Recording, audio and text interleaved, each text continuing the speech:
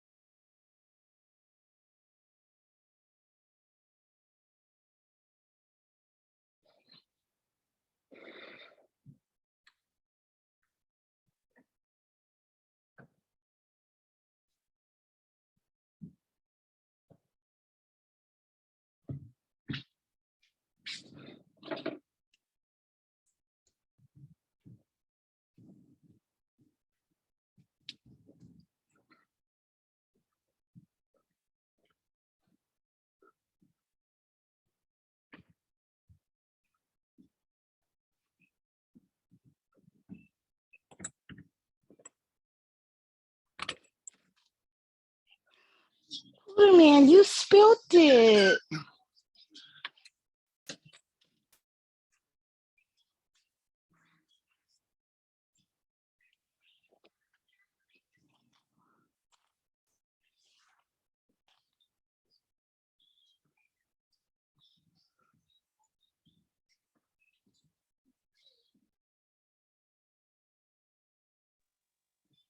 Good evening, Mama Keisha.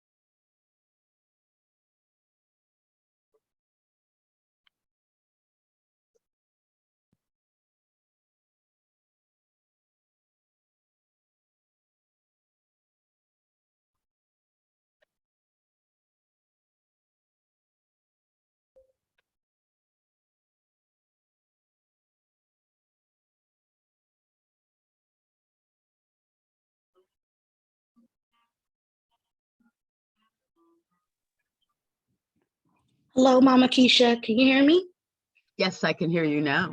Can you How you hear doing, me? dear? I'm doing well. How are you doing? Good. I'm great. We're the first two. I'm the first one in, huh? Yes, Okay. ma'am. Okay. Yes, ma'am. We're ready. Okay, we ready. We're just waiting for Chris to get here. Okay, we're a little early. It's not 6 o'clock yet. Yes. So I'm gonna get my son some juice. Try to Okay. get him halfway situated. All right. And I'm going to mute myself and do a couple things too. Okay, sounds good.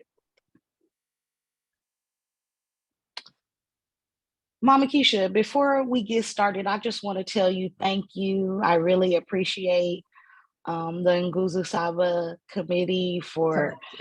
just embracing us. This has been a great Kwanzaa this year, and I'm happy to be a part of it. So thank you very much.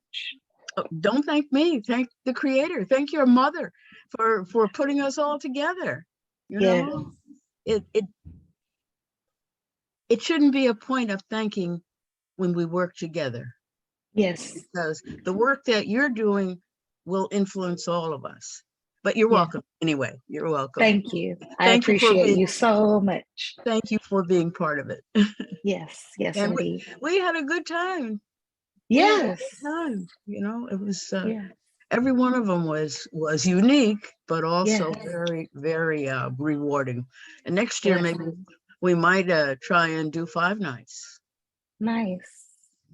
Yes. We might. Awesome. I'll be right back. Okay, see ya. I'll be back too.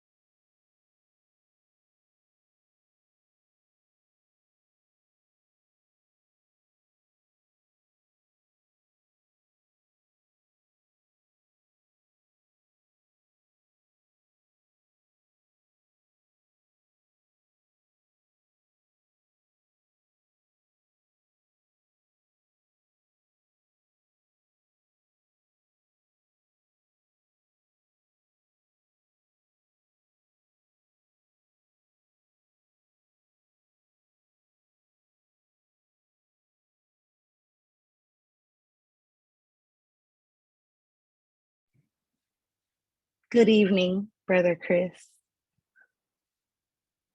Hey, good evening. So happy to have you. Happy to be here. Just getting myself set up here. Okay, sounds good. We're just waiting for everybody to log in.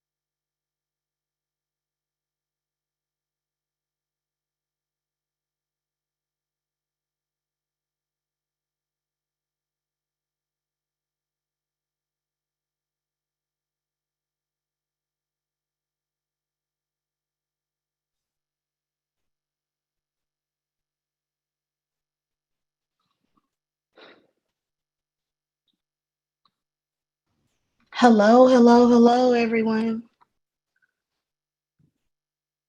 Hey, Hey, how you doing, Dr. Lynch? I can't complain. It's good to be here with y'all. Awesome. Awesome. It's great to be here with y'all too. Thank you for coming and gracing us with your presence.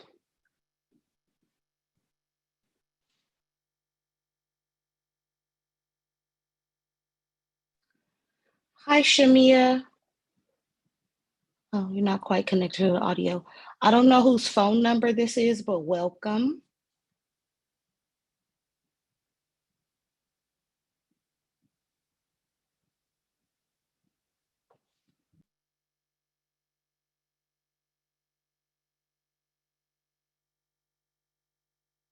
Yeah, this is Jonathan Bryan. I'm calling via phone. And she knocked that door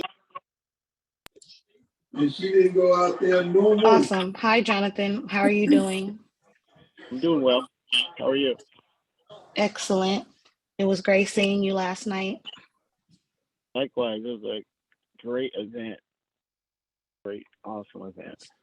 Yes, it was very nice.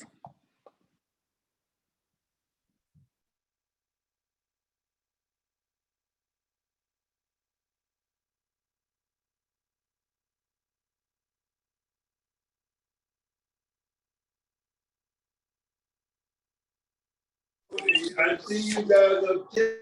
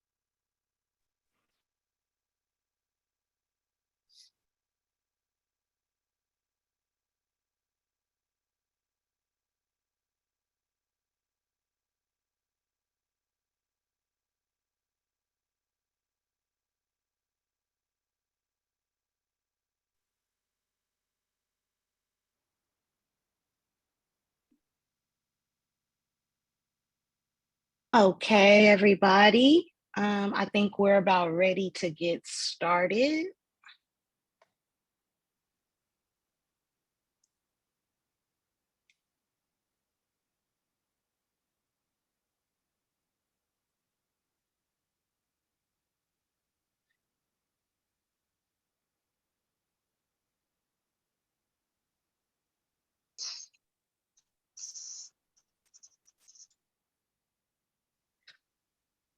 Okay.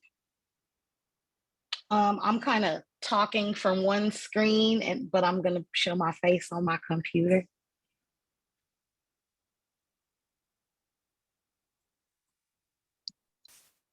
I don't know if y'all can see me. Oh, there I am. Okay, everybody. Thank you for coming. Hello, Miss Kyra. Hello, Alika, Tasha, Mama Tiambe, Miss Sandway. I wish I could call out everybody's name. Hello. I'm so happy to see you this evening. Hello. Thank you for joining us. This is our first event. We are bringing the reparations conversation to East Palo Alto, and we're super excited to have everyone here. As some people know, we've been kind of having meetings on Zoom every couple weeks. So this is a more of an effort to reach out to more people and to connect you with the most pertinent information on reparations today. So that being said, we would like to greet you, Habari Ghani, to everyone. Ujamaa. Ujamaa. Thank you. And we would like to thank the Nguzu Saba Collective for partnering with us for this event during the East Palo Alto Kwanzaa 2022. We are very grateful to be in their presence and have their support. We would like to also acknowledge the Arminta Ross Foundation, ran by Ms. Fiani Johnson. And I don't know if Fiani is here yet, but we're expecting her, and we're so grateful for her support and her just mentorship in navigating just social justice work. So thank you, Ms. Fiani. We would also like to acknowledge the Coalition for a Just and Equitable California. And Mr. Chris Lodgson is here representing them today, and he's gonna speak to us about what's going on in California and the nation. And we would also like to give thanks to the California Reparations Task Force for their work here in California. And that inspires us to go out and do the local work that we need to do. So thank you very much.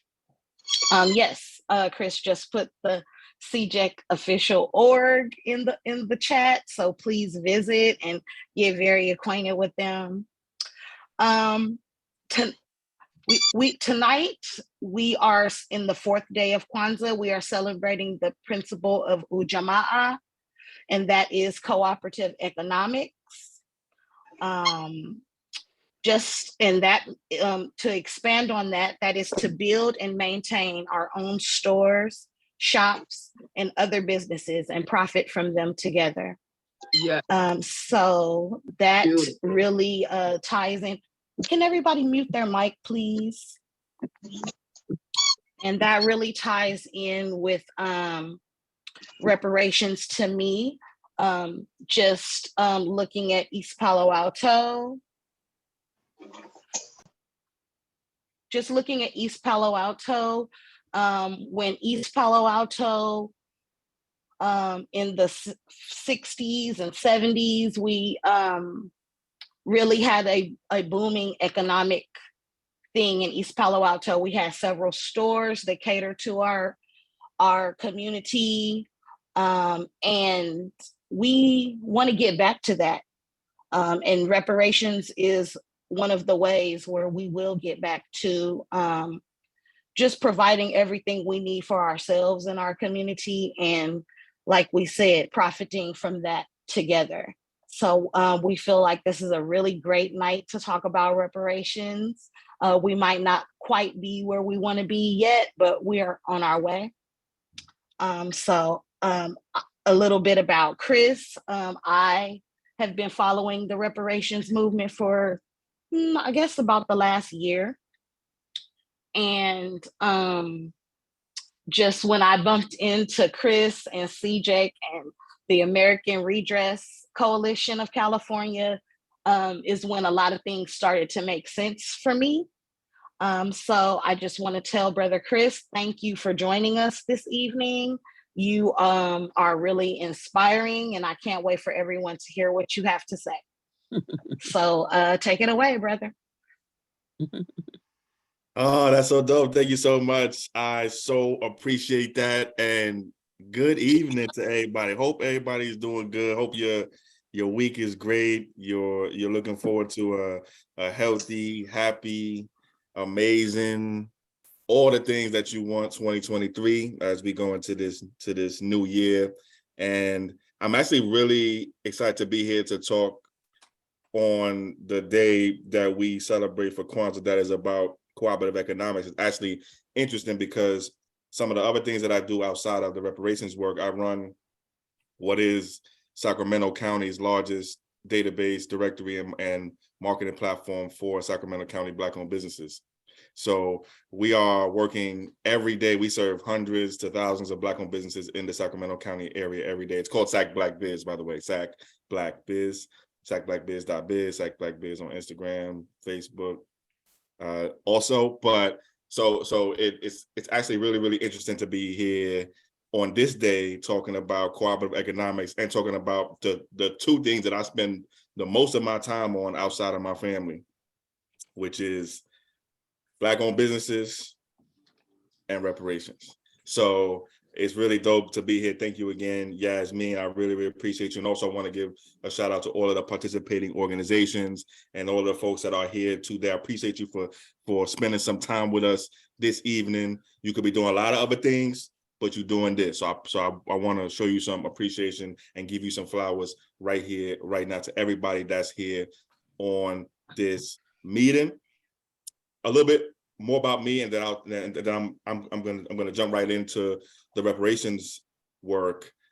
But I am, you could probably tell, not originally from California. I got a non-California accent, so some of y'all are probably noticing. Yeah, I'm originally from the East Coast. Right? I was born in Manhattan. I was raised in Manhattan and Brooklyn, New York. I've been out here in California since about 2015. So shout out to the East Coast. Shout out to my whole East Coast family. Yeah, all that, right on. And I've been here in California for about what's that, 8 years now. And so half my family's from the East Coast. Other half of my family is actually from California. My father's from California. My grandfather's from California. So I got half my family from the West Coast, from California, half my family from the East Coast, New York, Georgia, all that.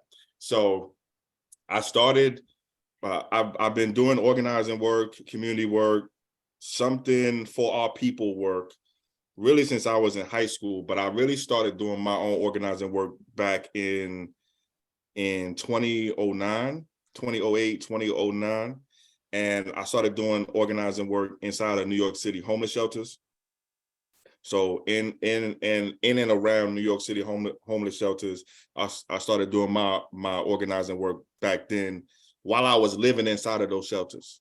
So I was living inside of the shelters and I was doing organizing work while I was living inside of those shelters, and then eventually moved to do some nonprofit work after that while I was working my way through school, and then eventually moved out here to California to continue some of the work that I was doing on the East Coast, just to continue some of that here on the West Coast. So that's a little bit more about me. I am right now one of the lead organizers with something called the Coalition for a Just and Equitable California, or CJEC. I put the link to the website in the chat about CJEC. We are Man, I feel really, really lucky to even be working with CJEC or CJEC, as we like to call ourselves. We are really the first and only California organization born for reparations for Black American freedmen. Our mission is pretty simple. It is to achieve reparations and reparative justice for Black American freedmen living in the state of California. We're a grassroots, volunteer, statewide organization. To achieve our mission of reparations and reparative justice, we generally do three things. We organize, we advocate, and we mobilize, generally speaking. With the support of folks like you and folks like others out here in the state of California and also outside of California, in 2020, we helped write and then enact what we think are two of the most important pieces of legislation in California and US history. The first was AB 3121 or AB 3121. That is California's first in the nation reparations task force law. That's the law that created California's first in the nation reparations task force, as well as what we are very proud of passing this year, something called SB 189, particularly section 14 of SB 189. And that is California's first in the nation law requiring our state to recognize those of us who are descendants of US chattel slavery as a unique and specific group of people. And with the support of folks like you and others out here in California and outside of the state, also this year alone, we've held, I think it's close to 20 or so reparations community meetings, town halls, listening sessions, information sessions, et cetera, calls to action, et cetera, et cetera. And also with the support of amazing folks all across the state, we are one of the 7 community organizations selected by the California State Reparations Task Force to do community outreach, community awareness building, community organizing for California reparations. We were selected as one of those 7 anchor orgs here in California in 2022. So just earlier this year, actually. So we've been working really, really closely with the California Reparations Task Force to do education and awareness building around California reparations. We also work to what we call end the current badges of incidents of slavery that exist today. So one important example of that is we are right now working and have been working this year to end the current slavery and involuntary servitude exception, which exists in the California Constitution. Some of y'all may or may not know, but you can be enslaved right now in the state of California. You can be forced to work right now in the state of California if you are convicted of a crime. Our state constitution has the same comma in it that our federal constitution has when it talks about slavery. It says something like, neither slavery or involuntary servitude is permitted, comma, except for punishment for a crime. So we've been working this year to end that, what we call current badge and incident of slavery also. And we had a bill that we worked with some amazing folks on this year called ACA 3, Assembly Constitutional Amendment 3, ACA 3. Thank you so much, Kyra. Appreciate that. Appreciate the love. For ACA 3, we worked with an amazing, just some amazing organizers here in the state of California, out of the California Abolition Coalition, a good brother by the name of Samuel Nathaniel Brown, who did 24 years in prison, just came home really last year this time. He came home.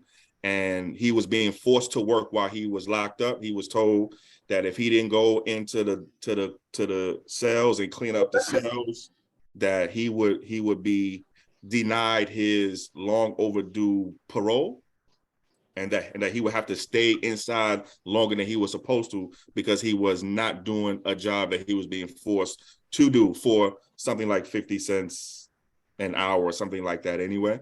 Excuse me, Brother Chris. Yeah, sure. Do you think you can everybody mute their mic?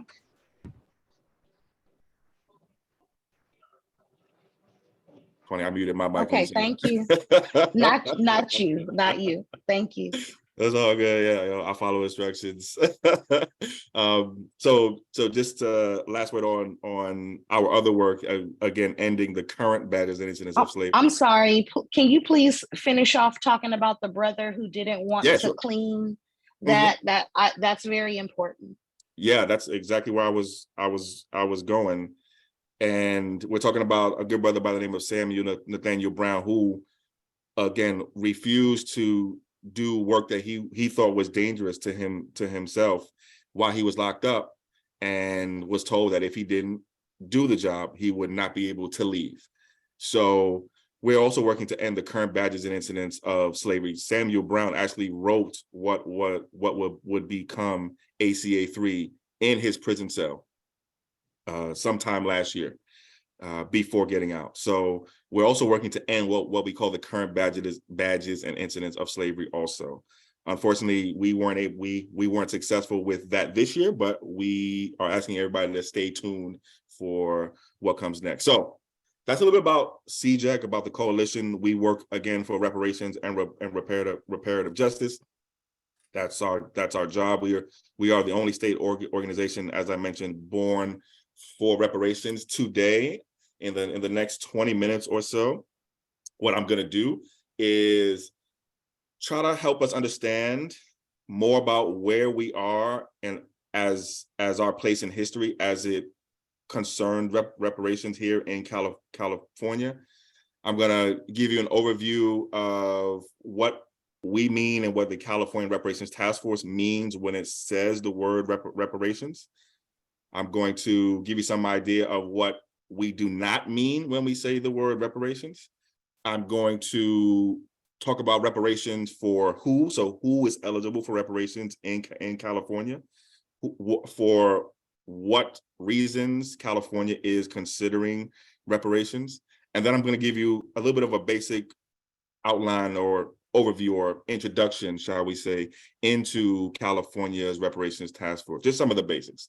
Then I'm going to take any questions that you have and hopefully answer all or help you get answers to all of the questions that you have. So that's what we'll do for the next, I'd say 15, 20 minutes tops.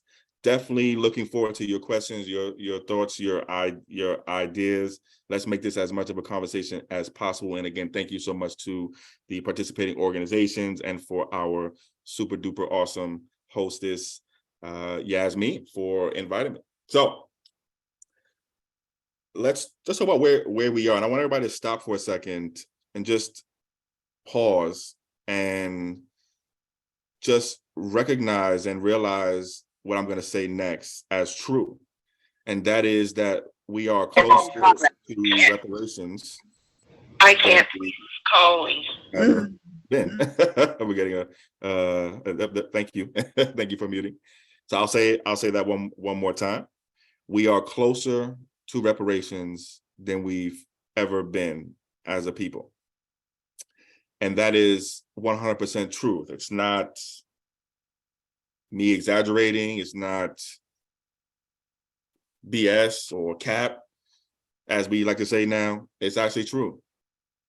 We're closer to reparations than we've ever been as a people. People will be reading and writing and talking about what we did now and what we're doing now, 10 years from now, 20 years from now, 30 years from now, 50 years from now. We are closer than we've ever been. California is the first state to create a reparations task force or commission to study and develop reparations for those who are descendants of U.S. slavery. That's important to start with. That's important to understand, and important, I think, for our own decisions and actions as we go forward. So let's just start where we are and locating us where we are. We'll say the word reparations probably 100 times before this meeting is over, and that's great. But let's have some general understanding first about what I mean when I say the word reparations, and generally speaking, what the California Reparations Task Force means when it says the word reparations. So generally speaking, when I'm saying the word reparations tonight, I'm talking about taking actions to provide a range of benefits to survivors and descendants of a particular human rights violations. I'll say that again. When I'm saying the word reparations, generally speaking, I'm talking about taking actions to provide a range of benefits to survivors and descendants of human rights violations. According to the United Nations, reparations means actions taken to compensate for violations of human rights by providing a range of benefits, either material benefits and or symbolic benefits to victims or their families of human rights violations. Generally speaking, reparations has 4 features and 5 forms. So 4 features and 5 forms. The features that are for reparations are: 1, that they must be adequate; 2, that they must be effective; 3, that they must be prompt; and 4, that they must be what we call proportional, or measure up to the gravity of the violations suffered in the first place. Reparations, generally speaking, takes 5 forms. They are compensation, restitution, rehabilitation, satisfaction, and guarantees of non-repetition or protections. So compensation plus restitution plus rehabilitation plus satisfaction plus protections or guarantees of non-repetition equals reparations. By compensation, I think that's the most easily understood part. That's financial awards for economic damages, loss of earnings, loss of property, loss of economic opportunities, moral damages, etc. That's the monetary financial part. I have a saying: if it doesn't have compensation, it ain't reparations. Almost every single, if not every single other type of reparations, example of reparations anywhere in the world has some financial monetary compensation part to it. So compensation, that's the first part. The second part is restitution.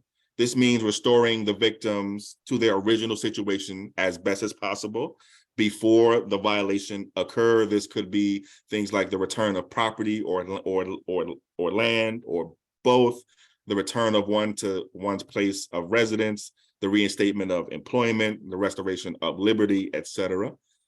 Rehabilitation, these are what you might think of as the non-financial forms of reparation. So this could include things like, for example, free medical and psychological care from cradle to the grave, free legal services, other social services, free school, etc. These are what you might think of as the non-financial forms, rehabilitation.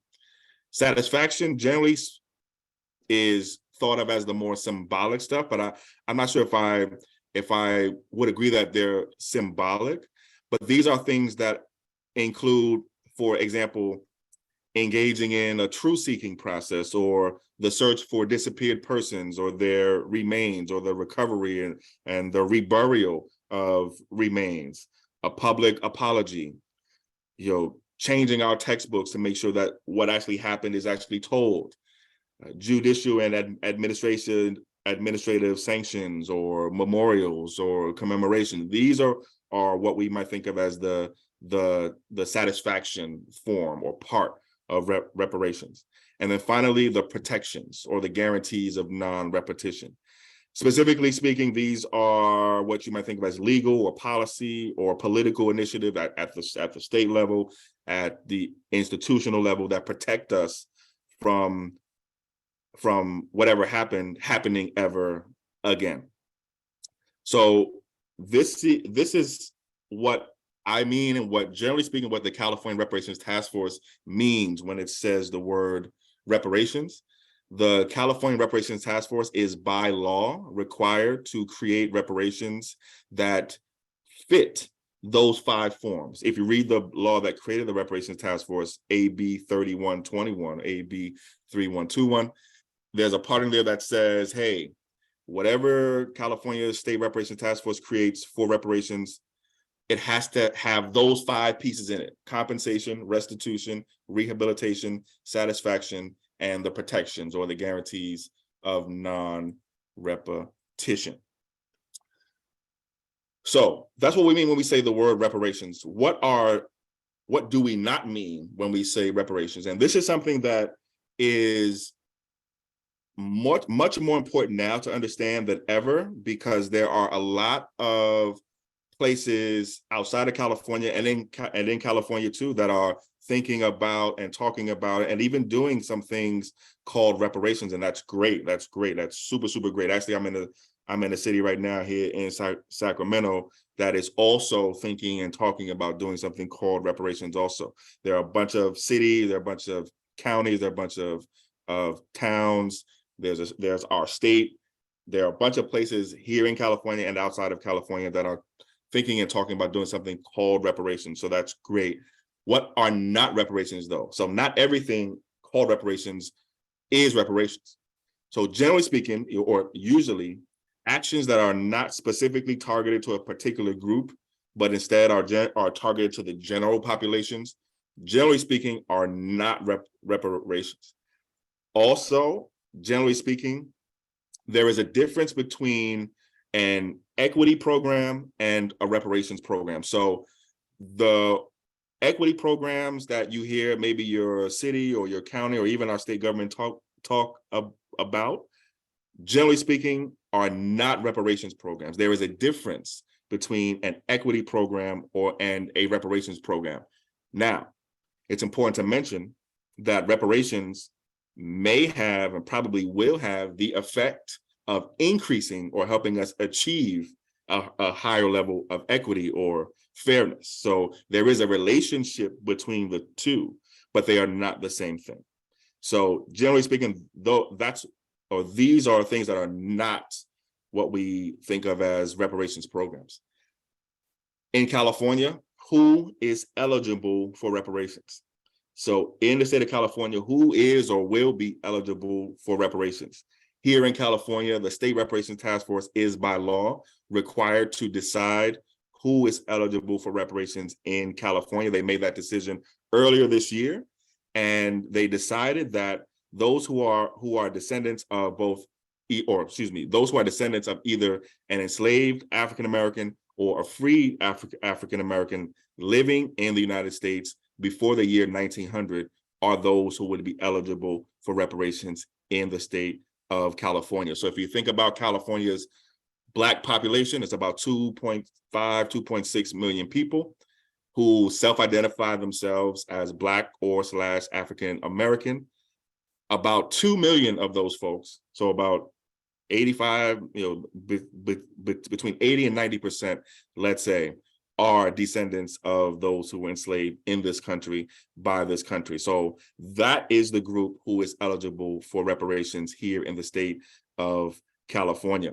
I'm hoping I get some questions from you all about the why for that decision for who's eligible. I mean, it makes tremendous sense to me, but I would love to have some conversation with you about how and why the State Reparations Task Force made that decision earlier this year. Why reparations in California? We get a lot of questions about this, too. California didn't have no slaves, and why we need to do reparations? Well, first of all, there was slavery here in the state of California. Okay, I think probably all of us live somewhere in a city or county or near a city or county where some of our ancestors were literally enslaved. So there was slavery in California. But generally speaking, after our enslavement as a people and the enslavement of our ancestors, we were made a promise. And that promise was captured, generally speaking, in something we call, 40 acres and a mule, right? But that promise of reparations was broken. And there is a tremendous debt owed to those who are descendants of U.S. slavery. Some use the words American freedmen. There's all kinds of words and descriptions to describe what are generally speaking the same group of people. But that promise was broken, and so that is a promise that has to be and a debt that has to be paid. So, in my last 10 minutes or so here before we get to your thoughts and your questions and your ideas. I want to just give you a basic briefing of information on California's Reparations Task Force. As I mentioned in some of my opening, when I was talking about our organization, in 2020, California Governor Gavin Newsom signed what we call AB 3121. This is a now law, then a bill written by then Assembly Member Dr. Shirley Weber, now Secretary of State Dr. Shirley Weber. This law created California's and the country's first state task force to study and develop reparations proposals for African Americans. The task force has 2 years from the day that it first met to do 3 things. So the State Reparations Task Force has 2 years from the day that it first met to do 3 things. The task force first met in June of 2021. The task force first met in June of 2021, and it has from June of 2021 till June of 2023, 2 years to do 3 things. The first is to study reparations with a focus on California's role in slavery and Jim Crow and all the things that came after slavery and Jim Crow. The second job or second thing the State Reparations Task Force has to do by law is to educate the California public about California reparations. It's actually really interesting. This year, the State Reparations Task Force released its first report, bringing together, putting in one place, documenting all of the things that it learned over its first year of work, and as a way to help educate the California public. I did a series of readings of each chapter of the California Reparations report online on Twitter Spaces over the past 6 months. Every single Monday, we read half of a chapter to one whole chapter. We just finished over the last few weeks, and we're going to restart that process all over again in 2023 on Instagram and elsewhere on YouTube also, and elsewhere too. And we're working right now very hard to get the physical copies of the reports in our schools and our libraries. By we, I mean the Coalition for a Just and Equitable California. So that's part of helping the task force do that second job that it has to do, which is to educate the California public about reparations. The third, and what we think of, and I think of, let me speak for myself here, I think of as the most exciting and the most important, if you will, part of the things that the California Reparations Task Force has to do in its 2 years of work. And that is to create the first ever state reparations plan. So I'm sure y'all very familiar with this. We talk a lot about what's wrong. We talk a lot about the problem. But what do we do about it? What are we going to do? What are the reparations? What are the reparations? What are we going to do? That is the third thing that the State Reparations Task Force has to do. It has to create the first ever state reparations plan. That plan is due in about 7 months. Once that plan is complete, in the summer, June of 2023, that plan then, I'm anticipating this would be a question, so feel free to re-ask this as a question for further understanding about it. But what happens after that plan is done is that plan then gets sent to the governor, to the state senate, and to the state assembly for them to vote on, and ultimately actually do, to make California the first state to actually do reparations. So not just do a reparations task force, but to actually do reparations. So the task force has 3 jobs: study reparations with a focus on California, educate the California public, and create the first ever state reparations plan. And the state task force has 2 years from the date that it first met to do that. So it has until June of 2023 to do all 3 of those things. There are 9 members on the State Reparations Task Force. The State of California Reparations Task Force has 9 members. 5 of these people were chosen by the governor himself. 2 were chosen by the leader of the state Senate, and 2 were chosen by the leader of the state assembly. The 9 members are the chair, who is Attorney Camilla Moore, Vice Chair, Dr. Amos Brown. Some of y'all might be familiar with Dr. Brown, working out of the Bay Area. Also on the Reparations Task Force is State Senator Stephen Bradford, in addition to State Assembly Member Reginald Jones Sawyer. These 2 folks are out of the Los Angeles or Southern California area.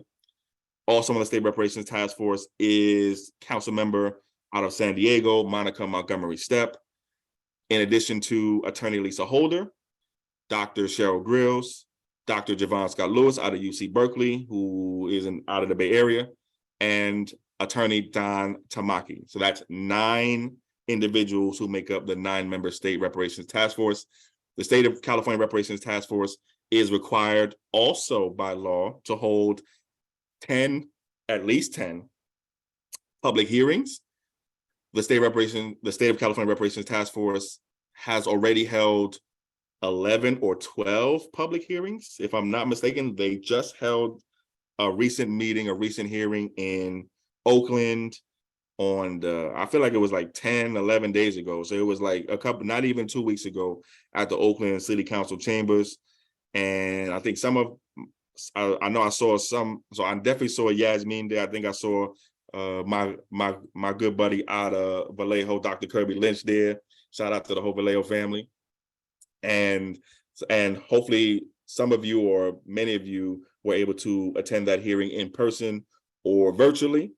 The next Reparations Task Force hearings are scheduled for January 27th, that's a Friday, and January 28th, that's a Saturday, in San Diego. All hearings are open to the public. All hearings are both in person and virtual as well. All hearings are also 2 days long each. So every single one hearing is 2 days long. There's public comment at every single day's hearing.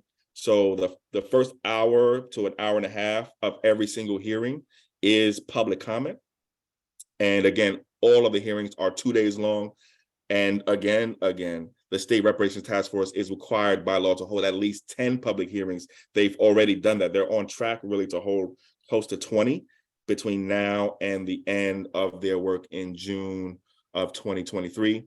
Last thing I'll say here is that the State Reparations Task Force has also agreed to work with community organizations like ours, the Coalition for a Just and Equitable California, to host California reparations listening sessions all across the state. Last year, our organization hosted 9 California reparations listening sessions all across the state, from in Oakland to Vallejo to LA, et cetera, to other places across the state too. And we're going to continue that work in 2023. And we're one of 7 organizations who the State Reparations Task Force has asked to host community reparations listening sessions across the state of California. So that is your brief intro to California Reparations 101 and intro to the California Reparations Task Force 101. I do want to take just a second here to just answer a couple other questions that were posed to me to help answer for this conversation. Then I'm gonna stop talking because I don't think y'all want to hear me talk forever. I want to hear y'all talk, guys. I want to hear some of y'all questions and hopefully answer as many questions as I can. But I do want to just help you understand a little bit about, one, how I got involved in the current reparations movement. I gave a little bit of my background working outside of California and in California, but in about 2017, 2018, I started following the online conversation around reparations and really started to ask people in my neighborhood, in my city, in my network, people who I knew, who I had already had relationships with, and asked them, hey, are you interested in working for reparations here in the state of California? And some of them said yes, some of them said no, some of them said, I don't think we ever get reparations. Some of them said, I think we will get it and let's do it. And this was about 2018. So this is sort of how I got started. It really was just as just a regular Black person like I am, just asking people who I knew whether they wanted to be involved in actually helping to get reparations done here in the state of California. At a certain point in 2018 to early 2019, we started also talking to people here in the Capitol that were working on reparation stuff already. And one of those people we started talking to was the office of then Assembly Member Dr. Shirley Weber, now Secretary of State Dr. Shirley Weber, who was already following the reparations work herself through her staffers, folks like the amazing Maureen Simmons, who was a intern for Dr. Weber back then, who actually drafted the first draft of what will become the State Reparations Task Force law. So it was just organically, it wasn't nothing super special. It was just very organically and almost independently. That's how I got into the reparations work here in the state of California. I did talk about how we support the task force as the Coalition for Just and Equitable California. I do want to make a couple of words here about, or say a couple of words here about the difference between state reparations and federal reparations. So I mentioned in my intro that we helped, and by we I mean the Coalition for Just and Equitable California, we helped write the final version of the State Reparations Task Force law. One of the things that we wrote into the law is something in like the last paragraph or last one or two clauses or parts of the State Reparations Task Force law, something that says something to the effect of, hey, California, this, or excuse me, hey, federal government, just because California is doing this doesn't mean that you don't have to do the federal reparations at the federal national level. So just because California is taking steps to be responsible for what it is responsible for doesn't mean that you are off the hook, federal government. Something to that effect. Those are not those exact words, but that was an important piece that we wanted to help get written into the law, because we understand that the national government has a huge debt and huge responsibility to do reparations at the national level for all of us across the country, in addition to what California is responsible for too. So there is a difference between what the states can do and what the federal government can and should do too. The major difference between what the state, there's two big differences. One big difference is that states are generally working to do reparations for what the state thinks it's responsible for. This is important, very important actually. It may not be immediately understandable why or how important this is, but it's very important to, for example, putting a price tag or answering the question, how much is California reparations gonna cost? So the fact that states are generally trying to do reparations for what the state is responsible for has an impact on how much it's gonna cost. This brings me to the second part of what the big difference is. So the first difference is that the states are trying to do what the states are responsible for. The second difference is what states versus what the federal government have the capacity to do or can afford. So I think one easy way to understand this is, let's say all of the states in the US government, all of our states, put all their budgets together. So all of our state budgets, let's say all of our states put all of their budgets together. The answer or the number that you get at the end is not even close to what the debt is owed at the national level for reparations. So if you talk to some of the folks who study this closely, they will tell you that the national debt for reparations for those who are descendants of US slavery is at least $14 to $16 trillion at the bare minimum. That's the minimum, $14 to $16 trillion and counting. So because that's the bare minimum, if you add up all of the states and all of the state budgets, you don't even get nowhere near close to that money. So there is a big difference in what states can afford versus what the federal government can afford too. So that's the other big type of difference. And if there are any questions about that, I'm definitely happy to answer that too. I'll take the last two here, and I'm just looking at my list of questions here. What's the difference between the State Reparations Task Force Bill AB 3121 or AB 3121? That's the law that created California State Reparations Task Force, and HR 40. That is the bill, or that was a bill that was introduced in the last U.S. National Congress and has been being reintroduced every 2 years in the National U.S. Congress for the past, since 1988, 89. So for many years, shall we say more than 30 years or so. So the biggest differences are, one, our bill actually became law in California. So our bill is no longer a bill. Basic political education here, a bill was a bill until it becomes a law. And our bill, AB 3121, was passed and then was signed into law in 2020. So ours is no longer a bill, ours is actually law. HR 40 is still trying to become a law, and it will have to be reintroduced again next year in the next Congress to try that all over again. So that's one of the big differences. And then the other big difference is, and this is something that we were very, very focused on in our work for helping to write the final version of the state law.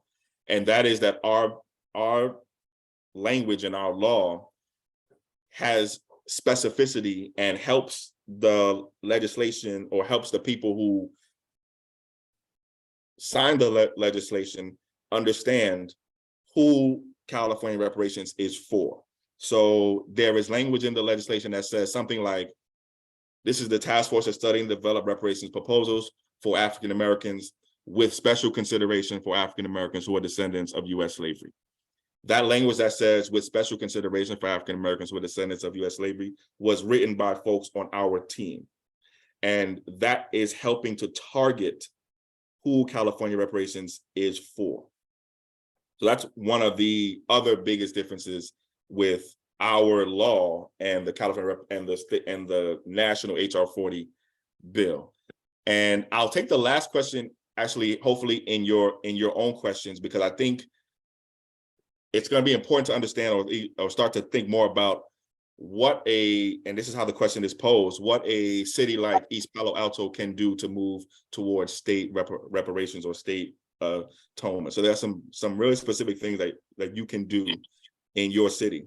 And I would love to talk more about that with you. I will stop there. I was trying to get done with my stuff before 7. It is before 7-ish. I'll stop there. And Yasmin, should we take questions, or what's up? Yeah, let's take questions. Let's start with Mama Keisha. Would you like to offer some questions? And next, if Miss Fiani would like to offer some questions, they're representatives from our sponsors tonight. So if they would like to ask questions, and everybody else, raise your hand if you got a question or put it in the chat. First of all, I'd like to thank the brother for a very thoughtful and excellent presentation. You cleared a lot of stuff before we even get to the questions and answer. But I do have a few questions. One of them has to do with, can everybody hear me? Yes, you're coming in loud and clear. Okay, my question has to do with the budgeting for a task force that was given the task of this huge project that had to be completed in 2 years. What kind of budgeting? So that's one. And the second is, well, I have a couple of them, but I'll just give you the second one, has to do with selling this idea of reparations to the larger California population. What kind of presentations has the task force or its organizations done in Latino, Asian, and white communities? So when it comes time for voting, their representatives have heard from them already that they support it or don't support it or whatever. Those are my two questions. Oh, I love those questions.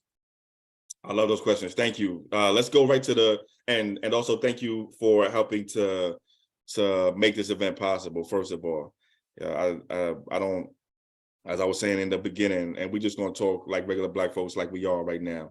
I don't take none of this, nobody's time for granted, and so I want to thank you.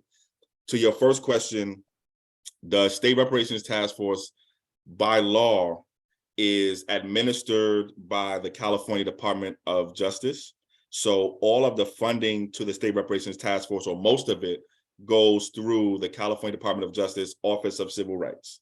So the Office of Civil Rights for the California Department of Justice is the administration arm of the State Reparations Task Force. That's in the Reparations Task Force law. In the first year of the task force work, the California Department of Justice was footing most of the bill for the State Reparations Task Force. In this last year, the state budget, which we have to do every year or 2 years, or I think it's every year, our state budget put in, I think it was an additional $1.5 million for the State Reparations Task Force and for the California Department of Justice to help administer the State Reparations Task Force. So this current fiscal year, the State Reparations Task Force has a budget of around $1.5 million or $1.5 million, plus some additional funds that the California Department of Justice is most likely putting up for it.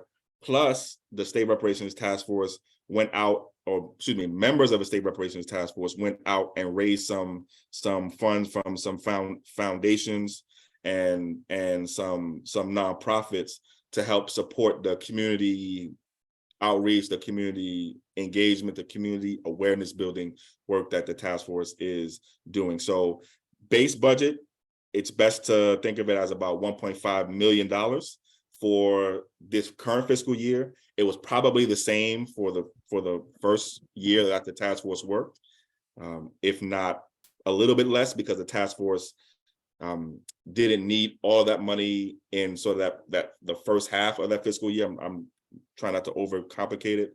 So at least $1.5 million for the current fiscal year is what the budget is for the State Reparations Task Force, plus some additional funds. I believe about $1 million raised from some nonprofits and some foundations to support the community outreach, community awareness, community engagement work that the task force is doing. So if you combine the public funds with the private funds, just for this current fiscal year, shall we say, it's about $2.5 million, shall we say, $2.5 to $3 million, just to keep it sort of ballpark. So that's the budget just to support the California Reparations Task Force. So that's to support the work of the 9 members who do not get paid. These 9 task force members do not get a salary, shall we say, for their work. They are reimbursed for their travel expenses. I believe they also get a per diem too for the times that they're doing task force work, but they're not paid a salary. So that covers what the reimbursements are for the task force members. That covers the materials that they use, the venues that they rent out for the event spaces, for the public hearings. It includes funding for the staff members of the California Department of Justice. It includes administering the work of the task force in between the task force public hearings. It includes also, as I mentioned, support for the community organizations that are doing the community reparations listening sessions, et cetera, et cetera. So I'm trying to give you an understanding of how some of the money is being spent. But again, it's between $2.5 to, let's say, $3 million probably just for this current fiscal year, just to do a California reparations task force. So your second question, and I'm a classic over answerer, so keep that in mind. When y'all ask questions, you're gonna get an over answer. So to your second question about the broad support. So this is actually really interesting. So a lot of that work is going on now, and really has been going on really just in the last 6 to, let's say, eight months, in a few different ways. So one part of how the task force is reaching out to folks who are not Black is through the community organizations who it's working with to do California reparations. We are one example of that. We partnered with an organization out of the Southern California area just this year in August called Community Health Council, CHC, Community Health Councils, to do one of our California reparations listening sessions. And it was intentionally targeting groups and folks who are not Black to help them understand and become aware of California's reparations efforts. And we work with community health councils to reach out to and invite and speak with folks who are not Black about California's reparations efforts. All of our meeting and listening session materials were translated into Spanish. We had interpreters during the reparations listening session, one interpreting in Spanish, one in sign. We were working on a Chinese and Mandarin interpreter, but that wasn't possible by the time we needed to happen. But that is one example of how the California Reparations Task Force is reaching out through the community organizations that it is working with to do this type of outreach. The second way is through the UCLA Bunch Center. The California Reparations Task Force hired the UCLA Bunch Center to help coordinate the community outreach with the community organizations.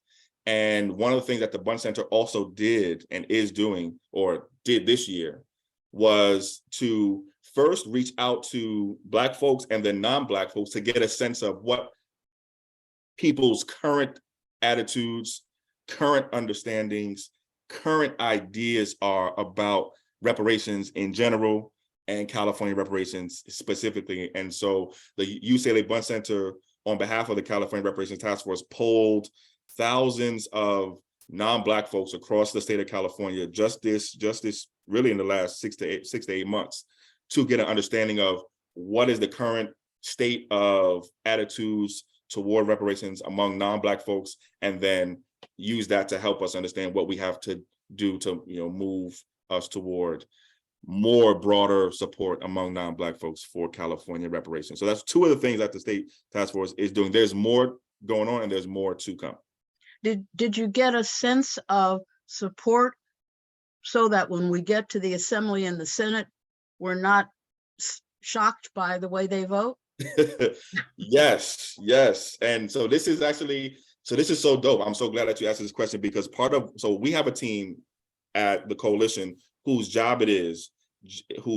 only job it is to make sure that we have the votes we need for reparations in the state assembly, state senate, and with the governor. We have something that we call the reparations equation. Reparations equals 21 plus 41 plus 1. Okay? 21 plus 41 plus 1. So that means reparations equals 21 senators voting yes, plus 41 assembly members voting yes, plus 1 governor signing whatever the reparations bill is. There's 40 senators, so we need at least half plus 1, so we need 21 out of 40. There's 80 assembly members, so we need at least half plus 1, so we need 41 assembly members to say yes. And then we need 1 governor, the governor, to sign the reparations bill. So one of the teams that we have at CJEC, their only job is to work and make sure that we have the votes we need come the winter and the spring of 2024. The earliest I expect there to be a state reparations bill is the early winter, so let's say the first month or two of 2024. Why is it that far away. As I mentioned, the State Reparations Task Force has to create the plan or finish creating the plan. That will be done in June of 2023. It will definitely be too late to introduce any new legislation, because every year there's a deadline after which no new laws, no new bills can be introduced. It's usually like in February. So the earliest our stuff can be introduced after the plan is done will be the following February, basically. So, or no later than the following February. So as early as January of 2024, no later than February of 2024. So, but to straight answer your question, yes. And I'm actually going to look for and find the report that the UCLA Bunch Center did. They just released it publicly in the last, literally the last 2 weeks. And it's on the UCLA Bunch Center website, but I'm going to find it for you before we're done, or I'll make sure that Yasmin has it. And this report has all of the findings from the polling from non-Black folks, what types of reparations. I mean, it was really, really interesting. Some folks supported more of this type than that type. Some supported more of this than that among Black folks, among non-Black folks, etc. All of that is in there. And we're going to be learning a lot from that. But we have, I think, on our job, or a job for us, to stay connected to Black folks and non-Black folks between now and really 2024, to keep understanding how thoughts and ideas are changing. I'll say one more thing about this. We had a kind of test case for this not too long ago, back in 2020. On the ballot in 2020, it wasn't reparations, but there was something called Prop 16 on the ballot in 2020. That was something that would have gave us for affirmative action back here in the state of California. It would have repealed what we call Prop 209 and allowed for affirmative action to happen in the state of California. So basically, the people of California was asked back in 2020, do you want your government to be able to do something specifically for one group of people, for one racial group of people? California voters said no, 60-40 basically, or 57-43, something like that. So we had a very recent test case, and we know that we're going to have a good chunk of support from non-Black folks and Black folks to get this done.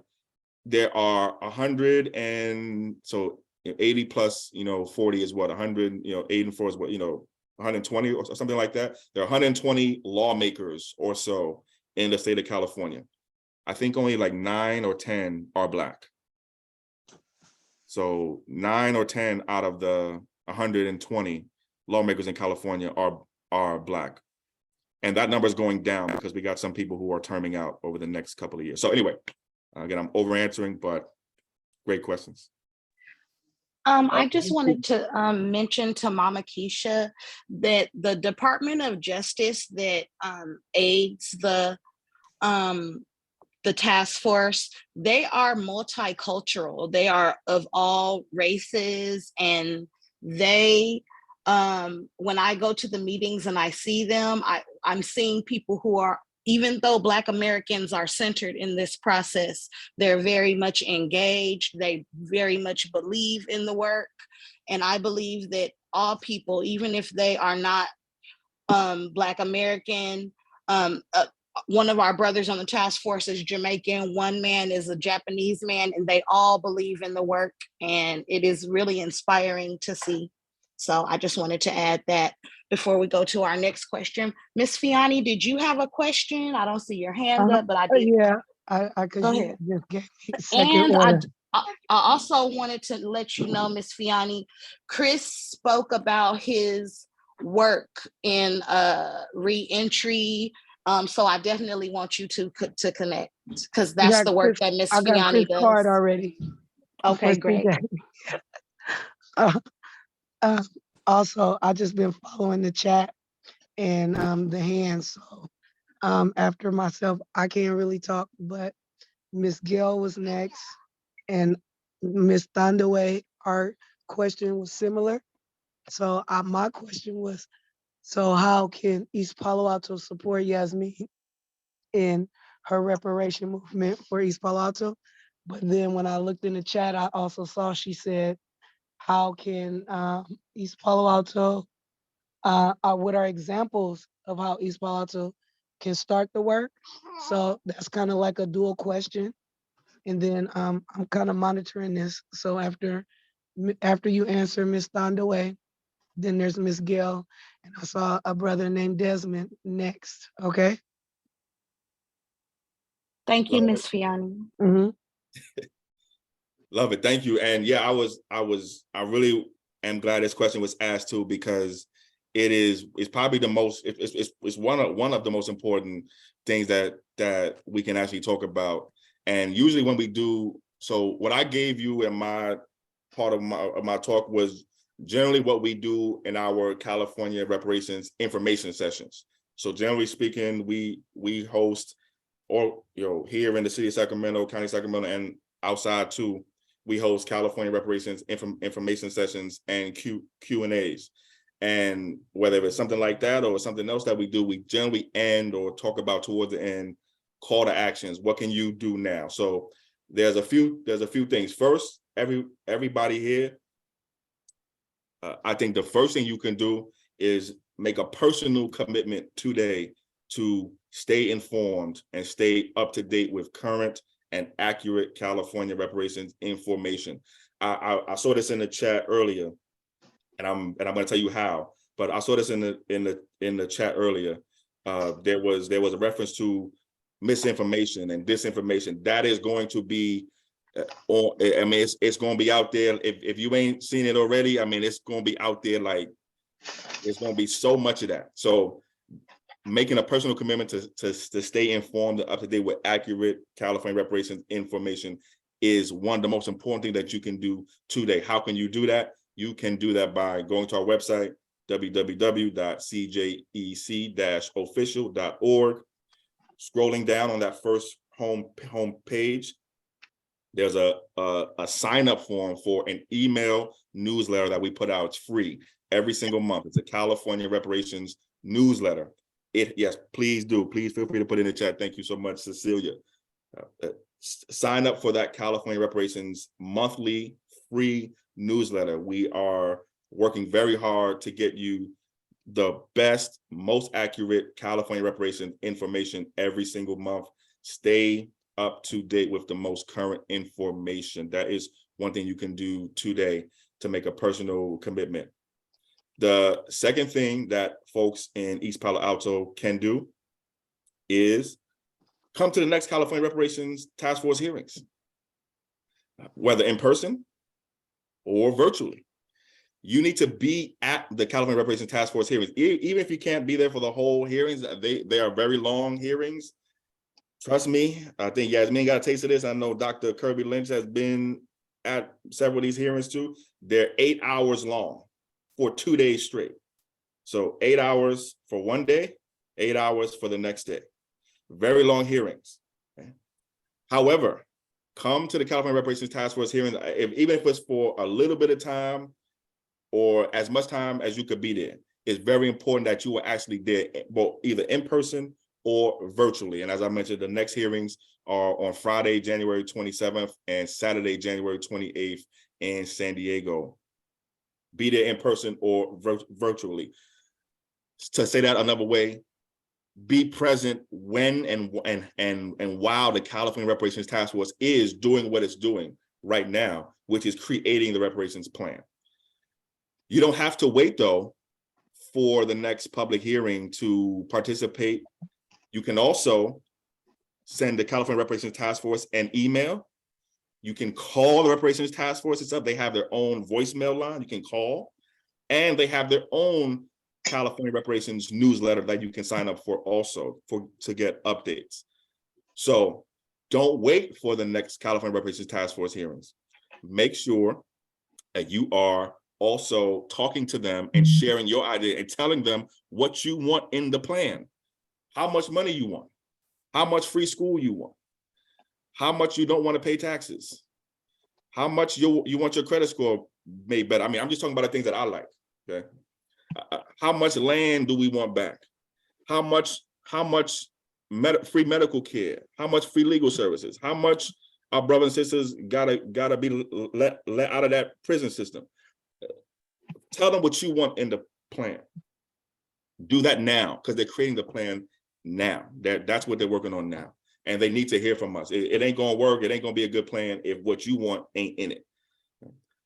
Also, you can host reparations information sessions. I think this is actually one of the most important things that you can do in East Palo Alto. Do what you're doing now on a regular basis, in person also. Host reparations information sessions and Q&As. We work, and by we I mean CJEC, we work with community organizations of all kinds to host California reparations information sessions. We host them for free. We don't charge anybody anything to do any of this, because we understand that this is stuff that has to get done. So host California reparations information sessions and Q&As in your neighborhood, in your city. Host California reparations listening sessions. They're very different than information sessions in such that the listening sessions are more to hear about you and hear about your experience than it is to listen to somebody like me answer questions. So host California reparations listening sessions. And yes, I think as Yasmin is saying, you have one coming up soon. So stay tuned. But host reparations listening sessions also. And then finally, I would work and I would encourage you to host genealogy workshops. Help people understand who their ancestors are and were. That's something that's very, very important to be doing right now, especially as California's reparations is for those who are descendants of U.S. slavery. How do you know that you're a descendant of U.S. slavery? What's the best way to understand what your ancestry is? Help folks do that through genealogy workshop. There's more you can do too, but I'll stop there. Okay, Ms. Gail, please go ahead.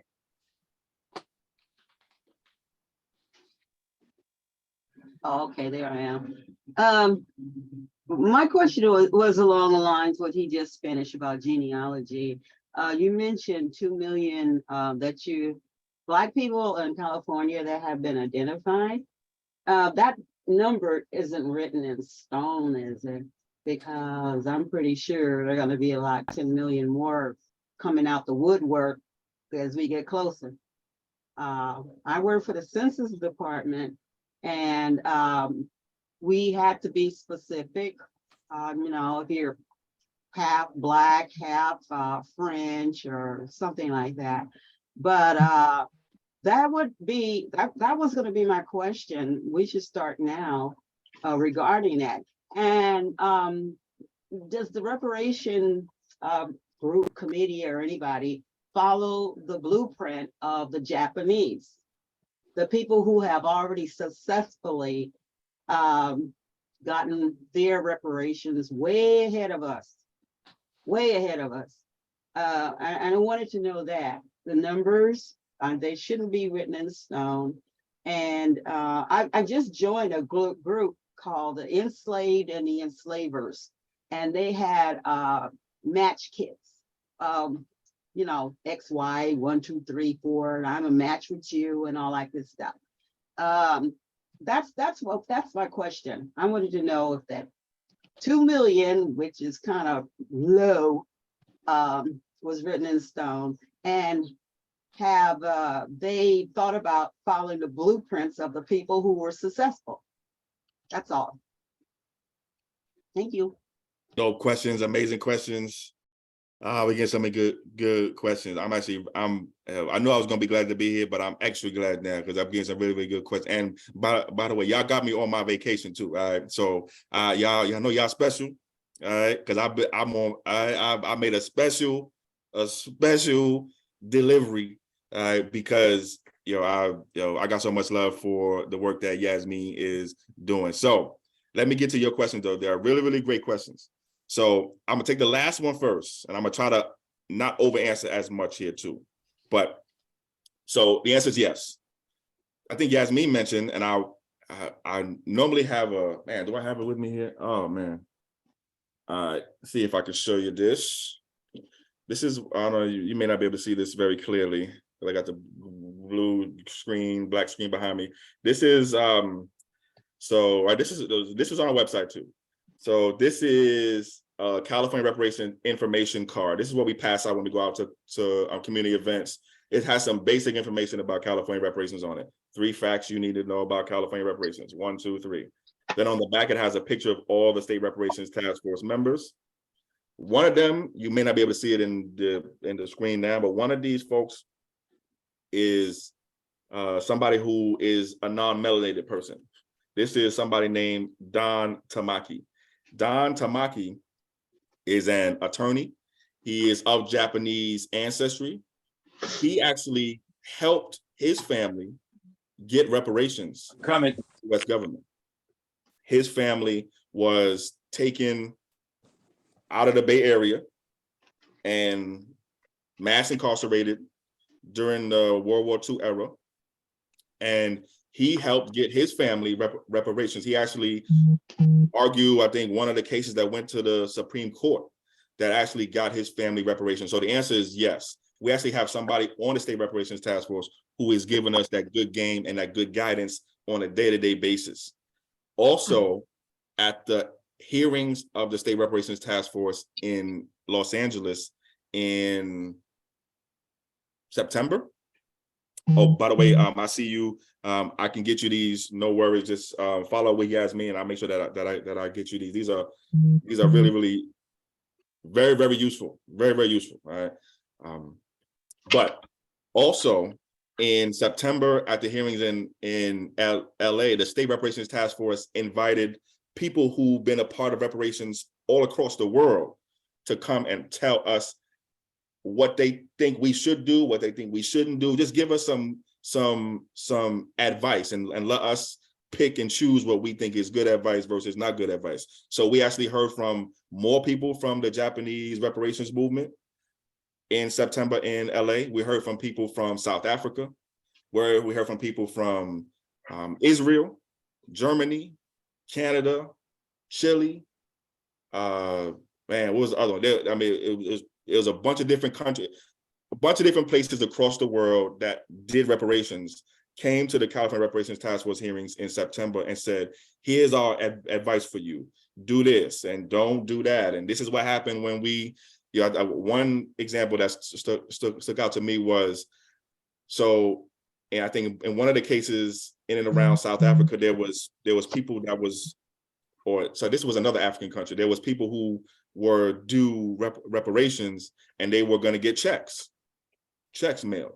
And what the person testifying said is that once people started knowing that they was going to get checks, people started setting up fake companies and saying, hey, you know, I will cash your check for you if you give me a little bit in advance, or hey, you know, I got this business that we will process your reparations checks for you, et cetera. So there was some financial predatoriness going on. There's one example of something that stood out to me, but the answer is yes. There is a lot of advice from folks around the world, including the folks who did Japanese reparations also.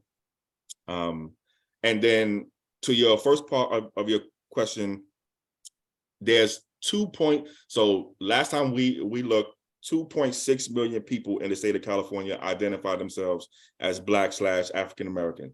So that's about 6% of the total California population. So out of everybody that calls themselves Black African American in California, it's about 6% of the whole population of the state. That may seem small, but as we learned in, for example, the reparations report that the state task force put out this year, that makes California the state with the 5th largest Black population in the United States. So California has the 5th largest Black population in the United States.